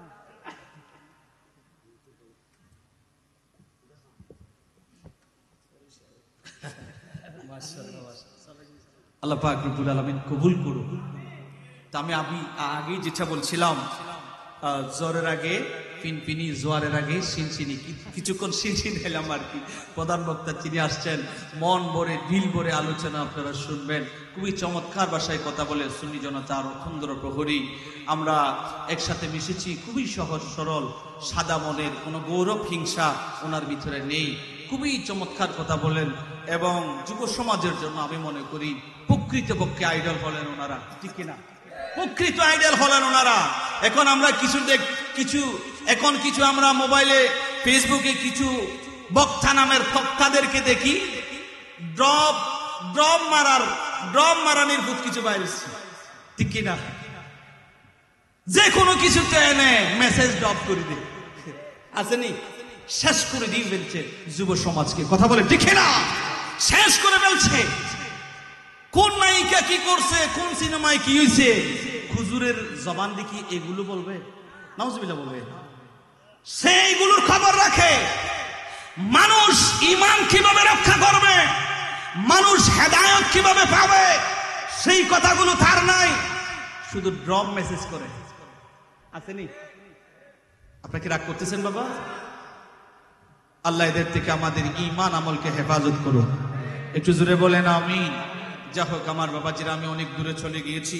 আসলে আমি আলোচনা করছিলাম মা ফাতেমার জীবনীর উপরে, কিন্তু আমাকে মা ফাতেমার জীবনী আলোচনা দিয়েছিলেন বিষয়, এবং কথা তো আরো অনেক, যেহেতু প্রধান বক্তা আসছে, আমি এখানে আরেকটা বিষয় আমাকে দিয়েছে, এটা গুরুত্বপূর্ণ, সময়ের প্রয়োজন ছিল। যা হোক, এখানে শেষে একটা কথা আমাকে বলা হয়েছে যে ওনাকে মা বলে সম্বোধন করা যাবে কি না। খুবই গুরুত্বপূর্ণ না? খুবই গুরুত্বপূর্ণ। মা ফাতেমাকে মা বলা যাবে কিনা। কিছুদিন আগে এটা নিয়ে খুব তর্ক বিতর্ক হয়েছে। অন্য ঘরানার একজন ছোট একটা ছেলে একটা গজল পড়েছে, সে ওই গজলটার জন্য প্রায় ৪১,০০০ টাকা সে খরচ করেছে। গজলটা আমরা সবাই মাহফিলে পড়ি, আপনারাও শুনেন। মা ফাতেমারি নয়নে মনি হযরত আলীর জান, মা ফাতেমারি নয়নে মনি হযরত আলীর জান, ইমামে হুসেন শহীদ হলো কারবালার ময়দান, ইমামে হুসেন শহীদ হলো। ঈদের দিনে নতুন পোশাক পরলো সকলে, হাসান হুসেন কান্দে নানা পোশাক দাও বলে, দয়াল নবী করলো দোয়া ও গো রব্বানা, জান্নাতি হতে কুদরতের পোশাক পাঠাও না, লাল সবুজের সেই পোশাকে শহীদের নিশান, লাল সবুজের সেই পোশাকে শহীদের নিশান, ইমাম হুসেন শহীদ হলো, ইমাম হুসেন শহীদ হলো কারবালার ময়দান, মা ফাতেমারি নয়নে মনি হযরত আলীর জান, ইমাম হুসেন শহীদ হলো কারবালার ময়দান। সুবহানাল্লাহ। আমার বাবাজিরা, সে যখন মা ফাতেমা যখন বলছে ওদের মাথা বিচিক হয়ে গেল। কেন মা ফাতেমাকে কেন মা বললো? মা বলা যাবে না কেন? দলিল কি? দলিল দিচ্ছে যে নবীদের বিবিরা মুমিনদের মা, নবীদের বিবিরা যদি মুমিনদের মা হয় তো সেই মায়ের কন্যা সেটা বোন হয়, সুতরাং ওনাকে মা বলা যাবে না। নাউজুবিল্লাহ বলে। ফতোয়া যেখানে সেখানে দেওয়া যায় না বাবা, ফতোয়া যেখানে সেখানে দেওয়া যায় না, সব ক্ষেত্রে ফতোয়া দিতে নাই। আমি এত লম্বা করে বলবো, আমি সংক্ষেপে একটা টিপস দিয়ে আপনাদেরকে খুব সংক্ষেপে আমি বুঝাই দিতে চাই। আমার বাবাজিরা, আপনাদের বুঝার সুবিধার্থে আমি লম্বা করবো না। আসলে আপনারা এখন মানুষ দেখতেছি, মাগরিবের সময় যখন ছিল সব চেয়ার, মানুষ নাই, সব চেয়ার ছিল, সব কালি। যা হোক, এখন একটু ভালো লাগতেছে, আল্লাহ কবুল করুক, আমিন বলে। আর আমাদের একটু অভ্যাস হলো বাবা, মানুষ না দেখলে কথা আসে না জবান দিয়া, সেজন্য এখন একটু ভালো লাগতেছে, আল্লাহ কবুল করুক, আমিন বলে। ইব্রাহিম আলাইহিস সালাম আছেন নাই? সুন্নাতা মিল্লাতা আবিকুম ইব্রাহিম, ঠিক না? এই যে ইব্রাহিম আলাইহিস সালাম, তিনি আমাদের পিতা, মুসলিম জাতি পিতা, ঠিক না?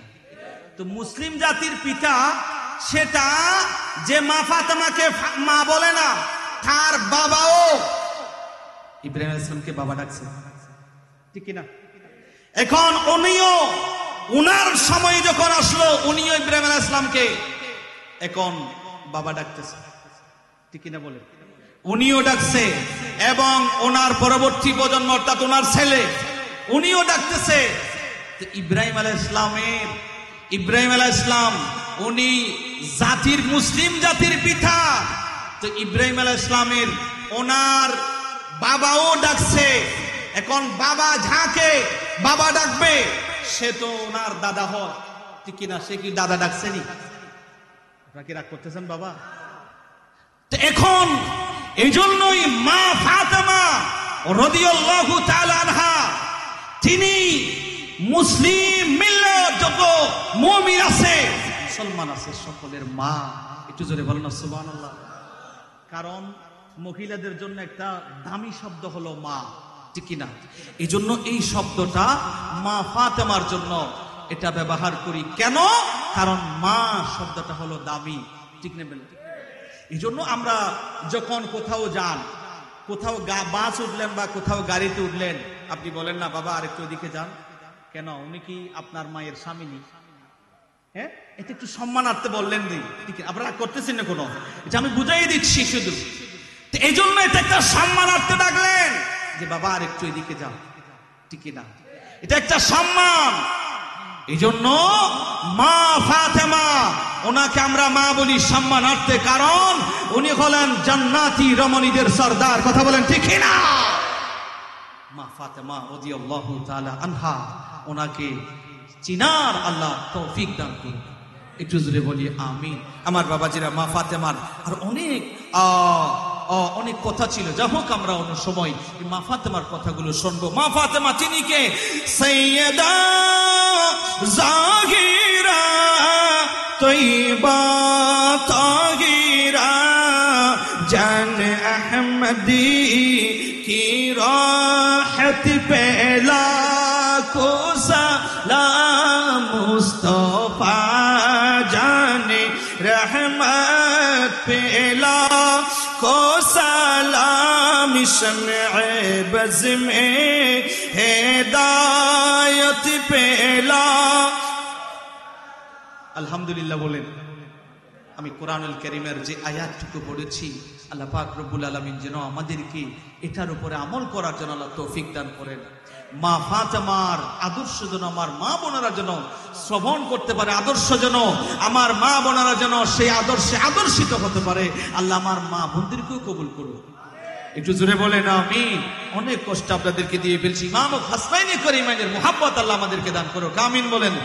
আসসালাম ইয়া হুসাইন, আসসালাম ইয়া হুসাইন, মেরে হুসাইন তুঝে সালাম, মেরে হুসাইন तुझे सलाम। अस्सलाम या हुसैन, अस्सलाम या हुसैन, अस्सलाम या हुसैन, जिसने हकी करबला, जिसने हकी करबला में अदा कर दिया, अपने नाना का वादा वफा कर दिया, सब उस उम्मत की खातिर फिदा कर दिया। घर का घर किस पर, घर का घर किस पर दे खुदा कर दिया, उस हुसैन बिन गए दर पे लाखों सलाम, उस हुसैन बिन गए दर पे लाखों सलाम। अस्सलाम हुसैन, अस्सलाम या हुसैन, मेरे हुसैन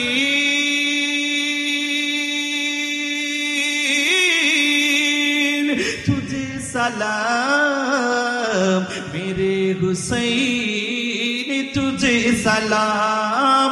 अस्सलाम या हुसैन, अस्सलाम या हुसैन, अस्सलाम या हुसैन, अस्सलाम या हुसैन।